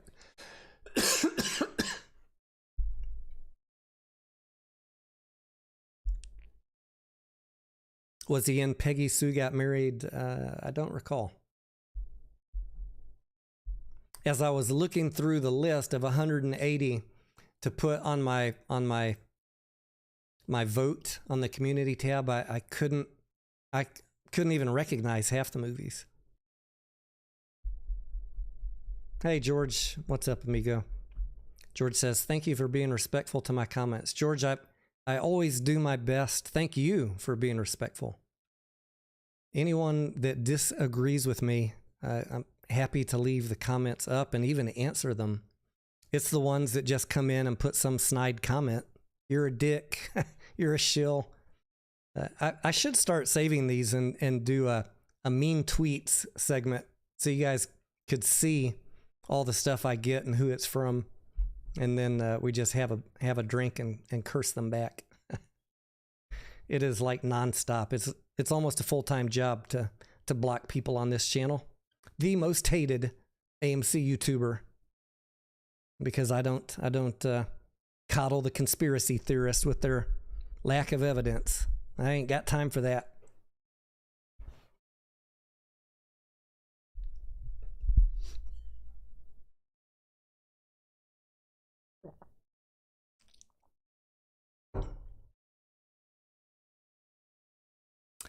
Johnny says, you're above that. Yeah, Johnny, if I answered them, you know, we got a saying in Texas, Johnny. You don't get down in the mud and wrestle with the pig, because you're both going to get muddy and the pig's going to like it. I don't answer anybody if they can't have an adult conversation. It's just insta block. Never think about them again. John Wick Sniping, go see it. Highway Frog, you'll like it. C-Fat says Renfield was okay. I give Renfield a 6 out of 10. It wasn't a bad movie, but it wasn't my favorite.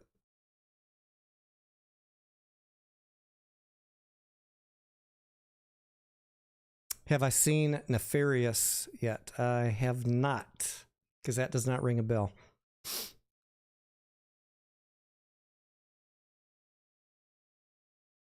Oh, Ellie says, I thought you booked a couple movie roles. No, Ellie, I'm not about that life anymore, Ellie. Doing movies in Texas, for the most part, is an unpaid gig, and I don't like working for free, Ellie. You know, the only time I ever got paid was when I did extra work, and they don't pay that much. It's like $12 an hour. I did it for just the experience of being on set before I started auditioning for, you know, speaking roles, like an actual role in the film. And I did several of those. Some were trash. Some were pretty good. One was shown at a what do you call it? You know, the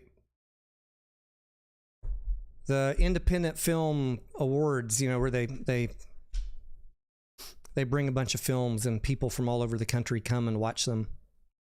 One of my friends that worked at the Alamo Drafthouse, I think she was the CFO. She called me one day and she's like, "Oh my God, I just saw you in a movie at our deal here that we're having, the 3-day show." I was like, "What?" They didn't even tell me that it was going to be in a show, and I didn't have a speaking role in that one. I was a cop. I never got to see. I never seen the movie. Haven't seen any footage of it.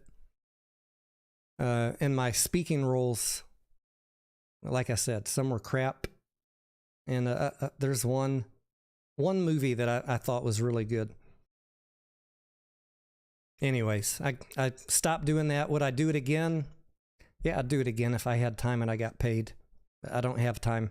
I'm more interested. That was an experiment in life to, after I got out of the corporate world, to get out of my engineering manager mindset and work on the side of my brain that is more artsy, right? You guys that are CPAs or engineers or work with electronics, anything like that, you got one side of your brain that is very well developed, but you can't paint a picture if you had to save your life. You couldn't act. You're probably awkward in a social situation. I said, I've been doing this. Is it left brain or right brain? I've been doing this side of the brain for 15 years. Let me do something to work on the other side of the brain now that I'm out of that engineering life. And so I took a couple acting lessons, and I forced myself to go to some auditions, practically threw up in the car driving there because it was so uncomfortable. And I kept at it until I worked that shit out. And then I was good. And if I could have made money doing it, that would have been cool. But it was mostly about self-development. And then from there, you guys know this, I took dancing lessons.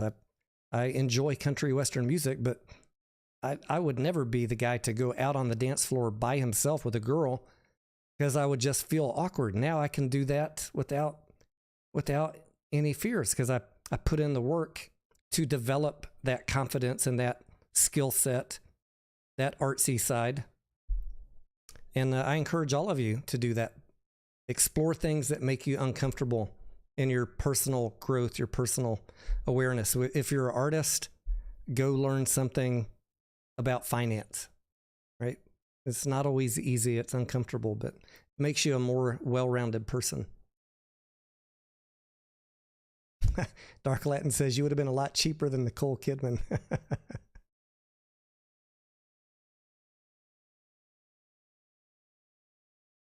Doc Zeno says, I was an extra in the movie Different Flowers, directed by Morgan Dameron, starring Emma Bell and Shelley Long. Shelley Long, all right. Yeah, I think the most famous person I met here in Texas, a lot of the shows I was in were weekly shows, but they were what I call bubblegum shows. Back in when I was doing it, there was all sorts of tax incentives and a lot of filming going on around the Austin area. But the most famous person that I met, he's like a has been also at this point, was little Ricky Schroeder, who's all grown up now. Of course, he's my age. Remember Ricky Schroeder, Silver Spoons? We were filming a pilot. They were trying to get a series picked up. It never got picked up.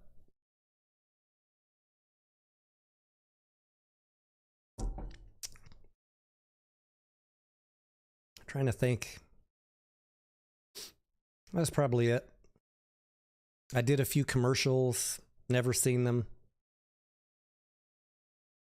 When you're doing free shit, a lot of it never sees the light of day, which is the other part that I hated. Like, if I was going to get paid, I have to have a reel. That's what we call it. Your little demo clips.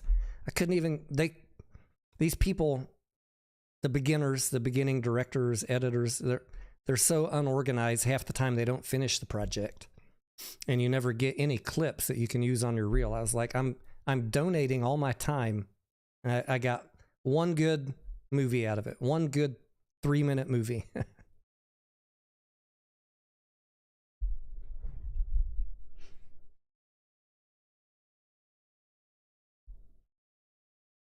Was the Linda Lau lawsuit discussed? Yes. We're waiting on the judge to have the phone call with the plaintiffs and the defendants. We will be able to listen in on that. When it's scheduled, I'll be sure and let y'all know. And then you should get a countdown. I would expect the 60-day countdown to the final settlement hearing. That's where we're at. I will check and see if there was any update on Tuttle. He had a date where he had some deliverables due today.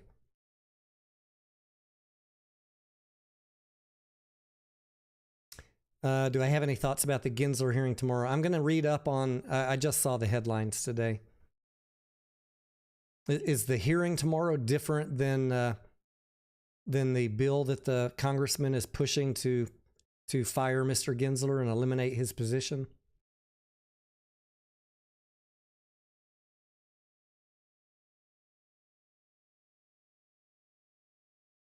R. Baglio asking about AVCTQ.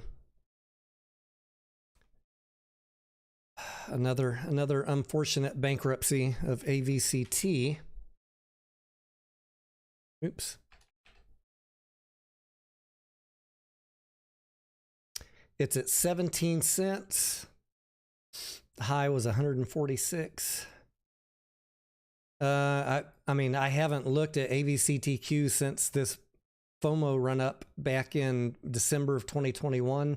That's, I'm sure, where a lot of people bought in. And then there was another little bump in August of 2022 that trapped some people. I can't give you a good answer, Baglio, because I haven't looked at their financial statements since these. And there was a reason why I didn't buy it then. I mean, my normal, most of these end up with the shareholders being wiped out, but sometimes they don't. Sometimes if the company can restructure and they can give you some shares in the new company, you could have a way out, but I would say that's probably the minority of the cases that happens. It would take me some time to dig in to all the recent news, all the recent filings, all the recent financial statements, and I'm just not willing to do that on a bankruptcy company like this. It's just nothing against you. It's just not enough people stuck in this play. I tried with the Bed Bath & Beyond folks because I knew a lot of people were falling for that one. And there were still a lot of people playing it, but sorry, I can't be of more help.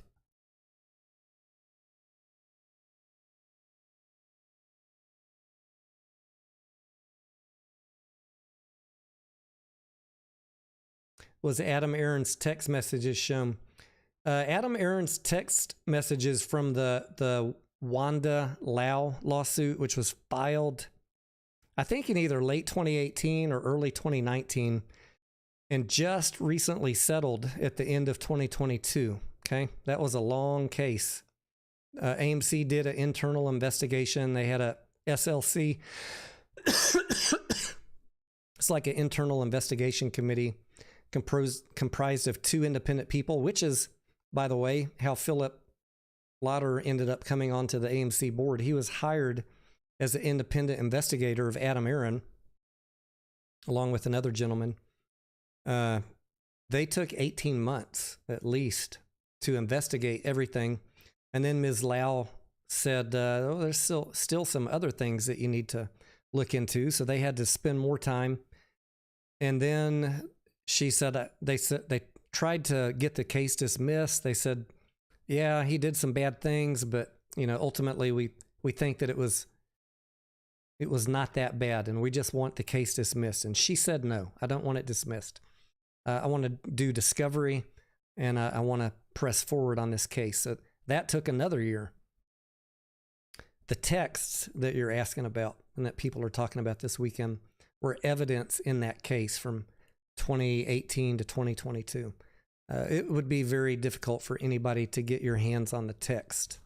I don't think that evidence is readily available to most people, but we can see the briefs, and I have seen all of most people also will never see this, the actual court minutes, not just the briefs, but the minutes of everything that was said. I've seen all of that. So I have a good idea what was on the text. And whatever happened in the Wanda lawsuit was 2019. And we've all known about it. We've all talked about it. Pantheon did a 45-minute video on it 9 months ago. I talked about it briefly, and I said, Pantheon already did the deep dive on this. Go watch his video. There's zero reason for me to repeat that kind of effort. And his video's still up. Go watch it, please. Whatever happened in the Lau lawsuit, we all internalized that. Anyone who was paying attention has known about it all along. And it has not changed our mind of why we were invested in this play for a short squeeze, which didn't materialize. And now we're stuck in a recessionary market with rising interest rates. And whatever anybody says this weekend about Adam Aaron still doesn't change my position on my decision to hope for, another little run-up or a big run-up. If it changes your mind, you have that right. I'm not going to hold you, I'm not going to call you out. But let's just say that all of this information has been widely available to anybody who wanted to actually look for it for a very long time. There's nothing, absolutely nothing new in what is being talked about right now, except they need something new to get you emotional and upset. That's the only thing that's new.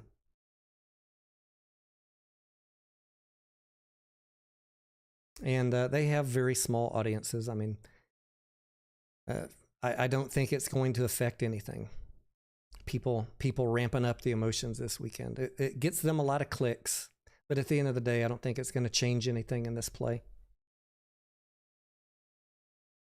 Will the Linda Lau lawsuit have the Court of Chancery to have some sort of bias? It was the same judge. It was Chancellor Zern. And they just wrapped up that case in November 2022. She's probably like, Adam Aaron? Back already, huh? What did I tell you last time, Adam Aaron? I don't know. Judges are supposed to be impartial. So I would hope that it would not have some bias, but I'm not a judge. How do you gauge that if a judge is really impartial or if they carry some bias from a previous case that was completely unrelated?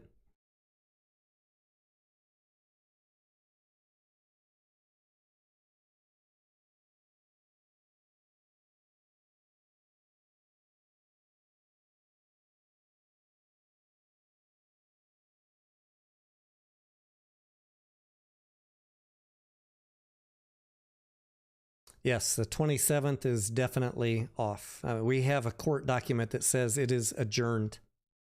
I saw people putting out videos the last few days saying, I'm going to Delaware. Join me. I'm like, please, guys, please don't listen to this. I mean, we already had a court document saying it was canceled. People are still making videos saying they're going.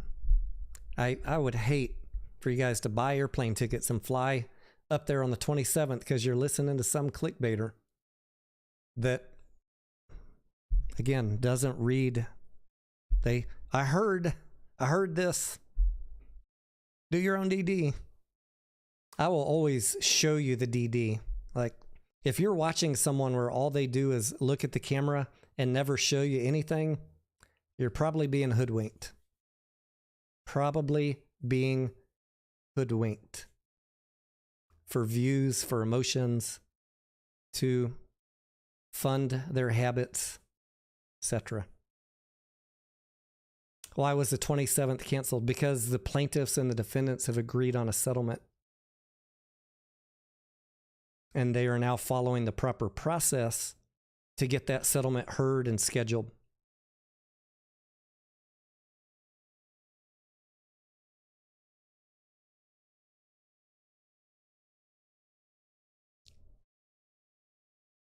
Did AMC agree to pay on the Lau Wanda lawsuit $1.25 billion? No. The settlement was the way they estimated it. What's your name? Kulayo. The way they estimated it with the deal that AMC gave to Wanda. Remember, AMC, what did they do? They raised some money from who the hell was it? They sold some convertible debt, $600 million, and then they bought back some shares from Wanda, and then they paid out a special dividend. And the allegation was they could have got a cheaper price from Wanda, if I recall correctly. Anyways, the damages were estimated at $25 million that AMC board and Adam Aaron could have got the common shareholders a little bit better deal, not have spent so much money. $25 million was the estimate. And at the point that Ms. Lau, as the plaintiff, and her attorneys did the mediation, talked about a settlement, they agreed on $17.5 million.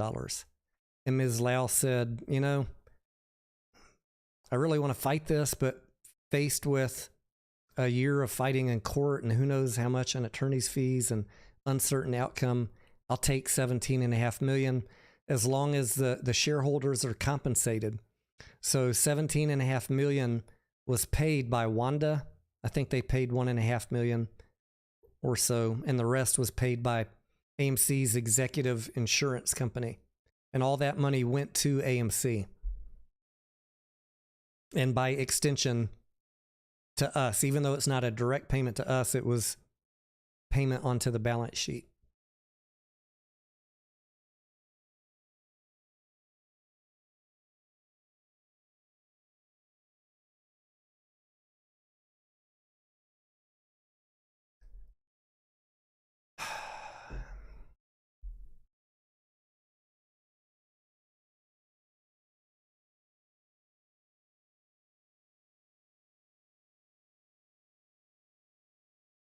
We're going to go about 5 more minutes. I'll take any final questions.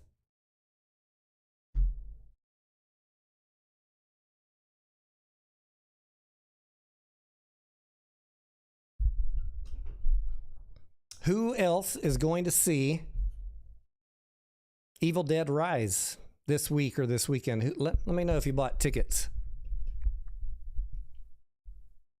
What are my predictions on the hearing on the 27th? The 27th is canceled, my friend. So my predictions are, I don't know. It's canceled. Canceled.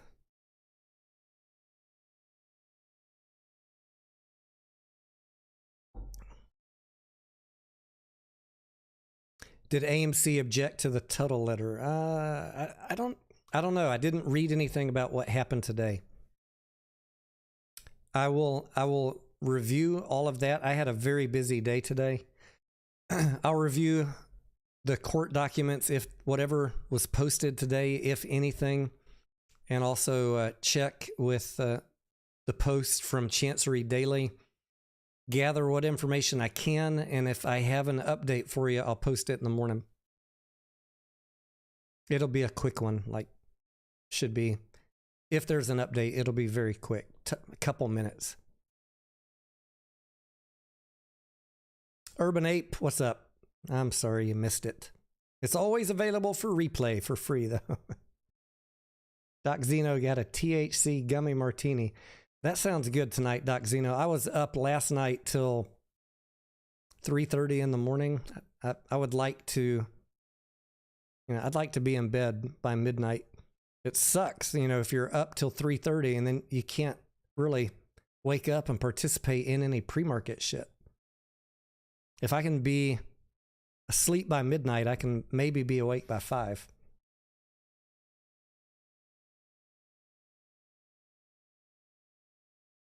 Andrew says, do you think AMC and Ape will go down price-wise in the meantime? I think that they're in a, I would just guess, all right? This is just my guess. If the market doesn't have any bad news, no economic news, no war, no big companies doing massive layoffs and just totally missing earnings, right? That's your market risk. That affects everything.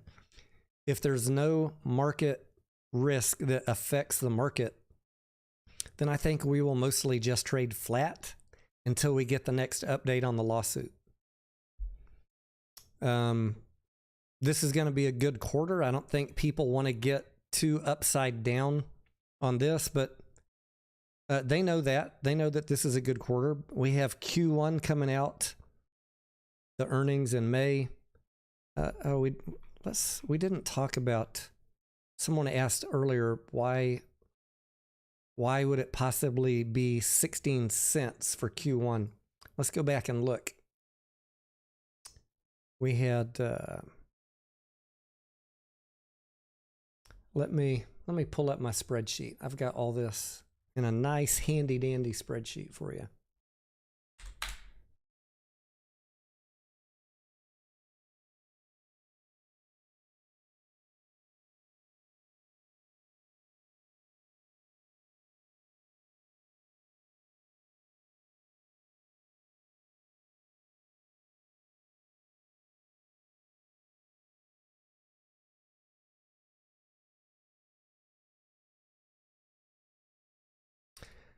All right, Q1 right now came in, I think, domestic box office around 1.7 billion.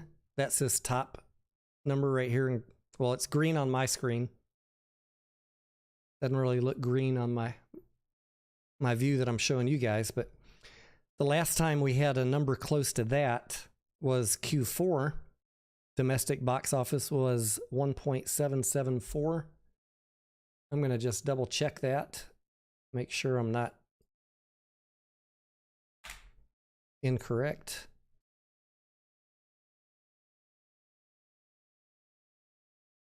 Q4 2022, 1.774 domestic, and Q1 of this year,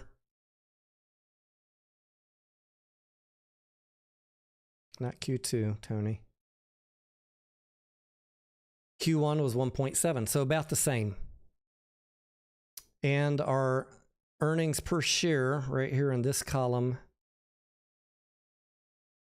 was negative 27 cents. So I would expect that Q1, the number is going to come in somewhere between -22 and -27. -16 sounds optimistic to me.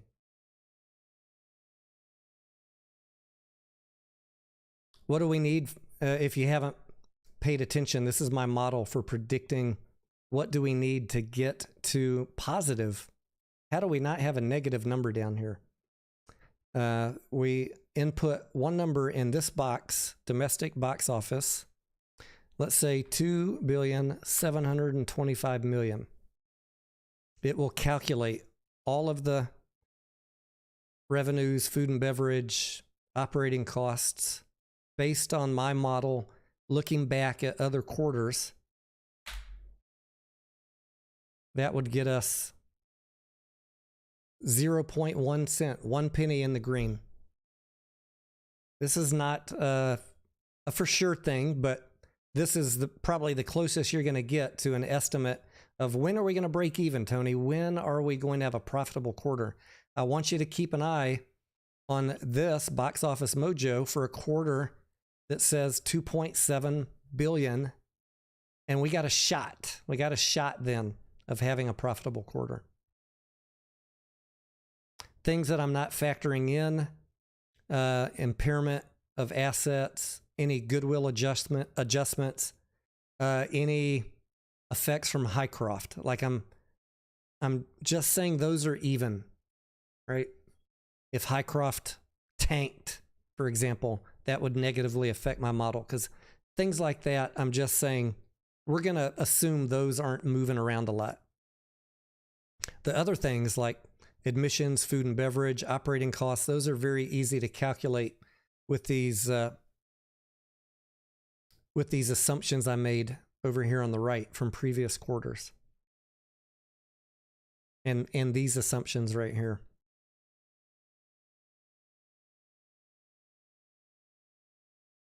Juicy. So you're saying there's a chance. Yeah, we're not going to make a profit this quarter.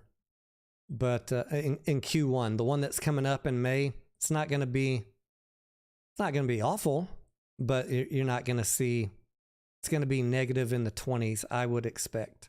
Negative 20 cents something. 1722.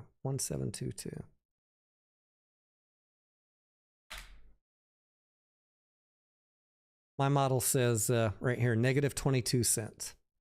But last quarter, with almost the same income, we had negative 27 cents. Every quarter that comes in, I can improve the model. So that's where we're at.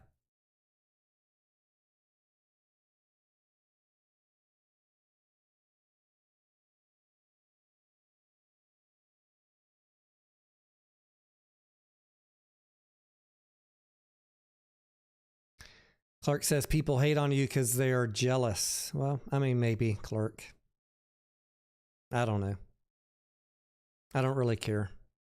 I did my best in the beginning to be friends with everyone, but at some point they all start attacking me, and then I just move on with my life. I really don't think about it. Those of you who can be adults, you know, buckle in for the ride. We're gonna be doing this a long time. Does that include popcorn? It does not, Joey. I would love to include popcorn in my model, but I don't have any way to estimate the numbers on it. I have my ideas in my head of what we're going to make from it, but I don't know for sure right now what's our net per bag and what is the quantity that they're selling. I think over time it's going to be huge, but in the beginning it's going to be minimal. Over time, maybe by the end of this year, maybe it's releasing wide. They tell us at the end of April. We could have 2 good months. If they can keep the shelves stocked, we could have 2 great months of popcorn sales hitting Q2. And so sometime in early August, that's probably when I can give you some idea of what popcorn's going to contribute to AMC. But right now, anyone making guesses has zero idea what they're talking about on popcorn. I'm bullish on it. It's a great adder. Everything better than zero helps. And I think over time, they can build it into a really big powerhouse of extra profit. But right now, people saying it's going to be $1 billion of profit this year from popcorn. How? Where's your evidence of that? I'd like to be as bullish as them, but when we get the first report, I can extrapolate some numbers. Until then, I prefer my models to be conservative because then I'm not misleading people. And if I'm conservative and correct, I'm not disappointed. If I am wildly optimistic and we miss, then everybody's going to come after me with pitchforks. And I'd be mad. I'd be upset that I had my hopes up and I was wrong. I'd rather, under promise and over deliver. Be a little conservative. Doc Zeno says, many people will need therapy. His office is open. Yeah, Doc is a psych. He's a psych doctor. So, and Karen does coaching for mental health. Shout out to Karen if she's still listening. And both of them are in our Discord if you need help. I'm not the guy to come. You guys know, if you need emotional support, not my strong suit. I am as blunt as 10 grit sandpaper. Grandpa's favorite word for me. Tony 10 grit Denaro. I rub a lot of people the wrong way. I get it. But I'm a numbers dude. We got folks in the Discord for your emotional support. You want to know numbers? You want to know predictions on numbers? You want to understand what's going to happen in 12 months in a stock or 3 months? I'm your man. Making you feel good? Sometimes I'm just too blunt to make people feel good. But when it is good, and I tell you it's good, you'll know it's good. We got to get in the habit of picking good stocks. I get really tired of being the guy that say, yeah, that stock you picked that's losing $800 million in a quarter, Mullen, that's probably not going to work out very well.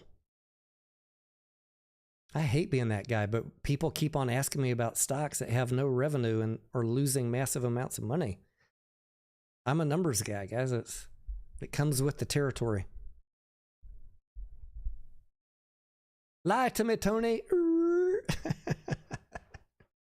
Lie to me, Pinocchio.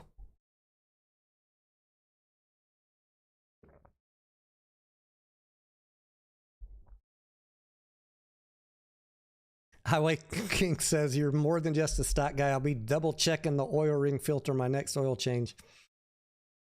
Yeah, I am an amateur at a lot of things.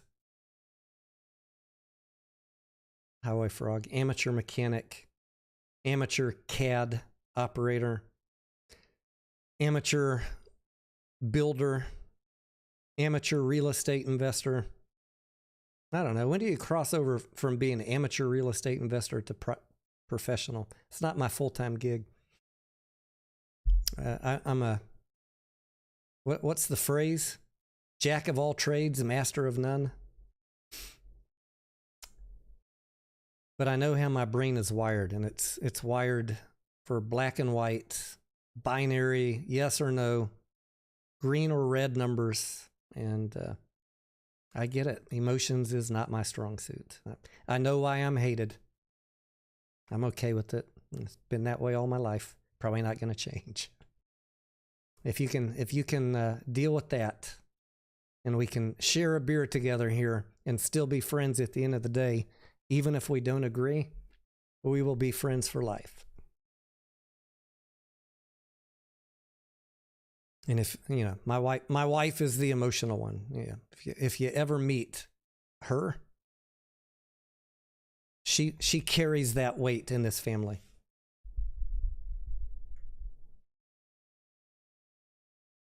What's up, Red Star?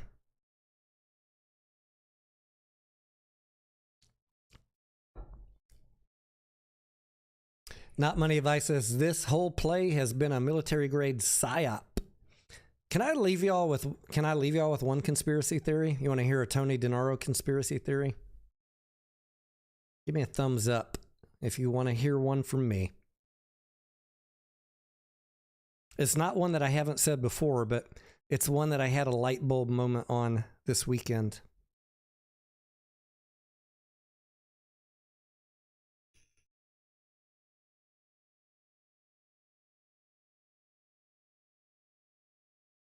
You know how all right, I see a lot of thumbs up. You know, you guys know that watch me often, how on every fucking play that is moving up, these FOMO runners of the day, FOMO runners of the week, you know how I like to dig into the financials, and I always uncover what? I uncover convertible debt, warrants, convertible stock.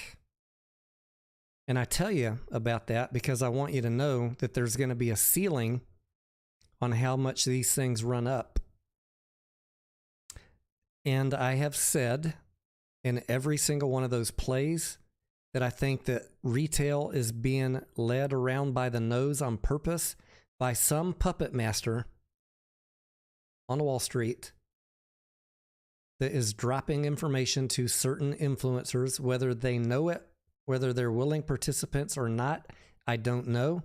I would welcome you to help me investigate all that. But these influencers that are pumping every fucking penny stock, every shit play, telling you it's going to the moon, and you know who they are. I'm not talking about anybody in the AMC play. Well, maybe one, but not one that you would come to mind. Go back and look at all of the penny stocks that these people have pumped. All the shit plays, all the money-losing companies. They all have things in common. Convertible debt, warrants, convertible shares. And I feel like there is a conspiracy to rope retail in through pumping of these plays to get these debt holders out and leave you holding the bag, right? Are we on the same page?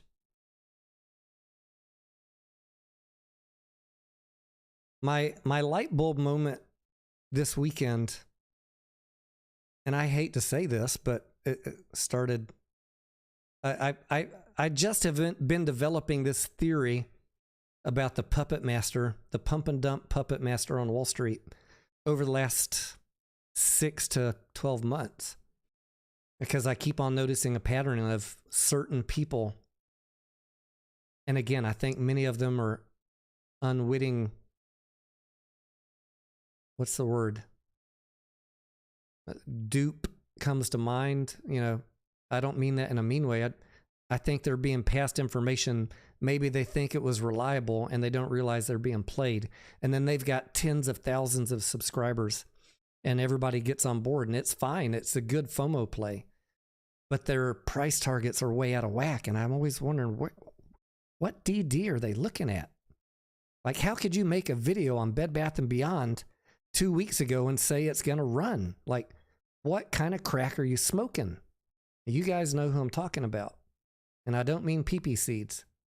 I mean the guy that was making TA charts saying how BBBY was going to run. Totally ignoring all the filings. Anyways, to close this story out. This theory I've been developing when I was going back through the whole Wanda Lau stuff, what really stuck out at me was in whatever 2020, whatever point, 2021, early 2021, when AMC cut that deal with Wanda to get them out, what did they do? They sold $600 million of convertibles to Silver Lake. And then a couple months later, it started getting pumped. I just said, I wonder if this fucking theory that I've had goes all the way back to then, or maybe decades before. Like, was it all a setup to get somebody out of convertible debt? Because the strike price where they can sell that debt is always way higher than the current price. That's why I feel like all these shit plays get pumped. Every week we talk about this.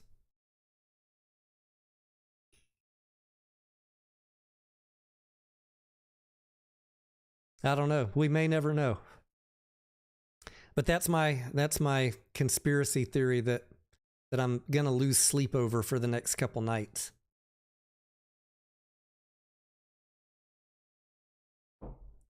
Not Money Advice says the puppet master is Apollo. Could be. I mean, it's someone. Every week that goes by and every shit play that I see get pumped, and every single one of them, guys, has convertibles or warrants and money losing companies, some with no revenue. And the big money is getting bailed out on retail's back in all of these plays. I think it's coordinated. And I'm going to remain vigilant, and I don't care who I piss off talking about convertibles and warrants in your little play. I'm going to warn my viewers about that when I spot it, so that even I have no problem with anyone playing those plays, as long as you get in early and get out early, and forget any influencers, anybody on Reddit, YouTube, or Twitter, whatever price target they're telling you, throw it out the fucking window. Get in, make your profit, and get the fuck out, because I have rarely seen them be right. Not even close.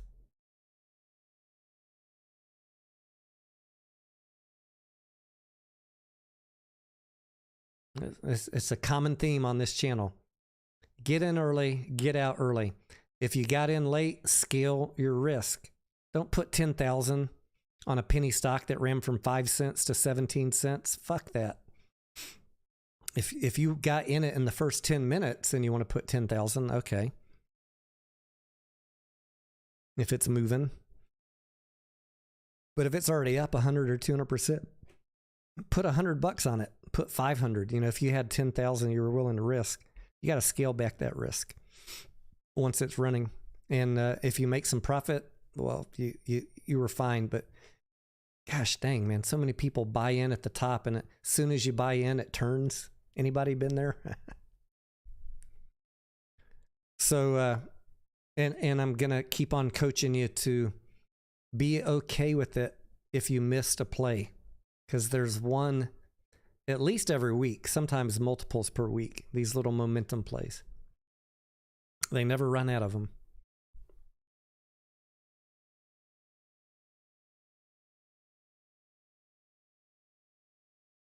They never run out of them. I never feel bad about missing a play, even if it ran 1,000%. If I was busy and I missed it, there'll be another one next week. It's fine. I'm more interested in not losing money and hitting first or second base hits more often. Losing money will wash you out. You'll be done. You'll be done in a year. You'll be wiped out. So develop good habits. Careful who you're listening to. From time to time, watch my 5-second how to read a financial statement, 5-second how to read an income statement, 5 seconds how to read a cash flow. If you got in that little runner and you're just sitting here watching the chart, open up another screen and look at a couple things real quick so you know how bad it really is. They're never good.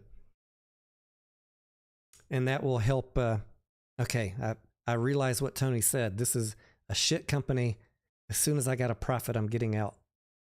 I don't care how high it goes. I just need to lock in some green and just do that every day.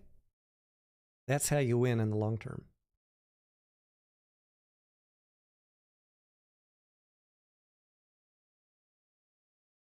Christopher says, look into Apollo's deals with these companies. Yeah, Apollo, and I've seen Antara showing up in some of them too.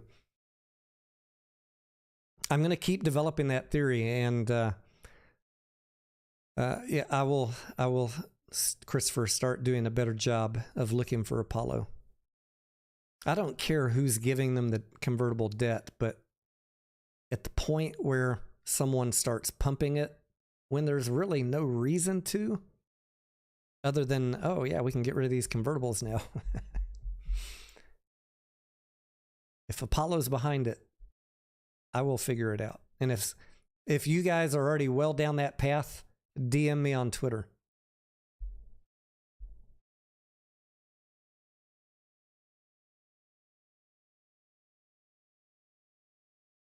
All right, guys, I'm going to call it a night. Anya asking about Raytheon. Anya, can I have a day? Can I have a day to think about it? I'm kind of done looking at stocks for tonight. I've been working since, what time did I wake up this morning? 5:30. I did wake up at 5. I woke up at 5:30 and then I managed to go back to sleep till about 8:30. I went to bed at 3:30. So I'm working on 5 hours sleep and it's almost midnight here. I'm kind of worn out and I would like to be up in pre-market tomorrow. A long day of sitting in this chair, let me tell you. I ate lunch. I ate my first meal today when my wife was getting home from work at 5:30 in the afternoon. That's how, when I get in the zone of working, everything else is just like, I finally got that video out and I was like, damn, I'm hungry. Oh yeah, I didn't eat today. Thank you guys. I love you. Be good to one another. I will see you on the next one.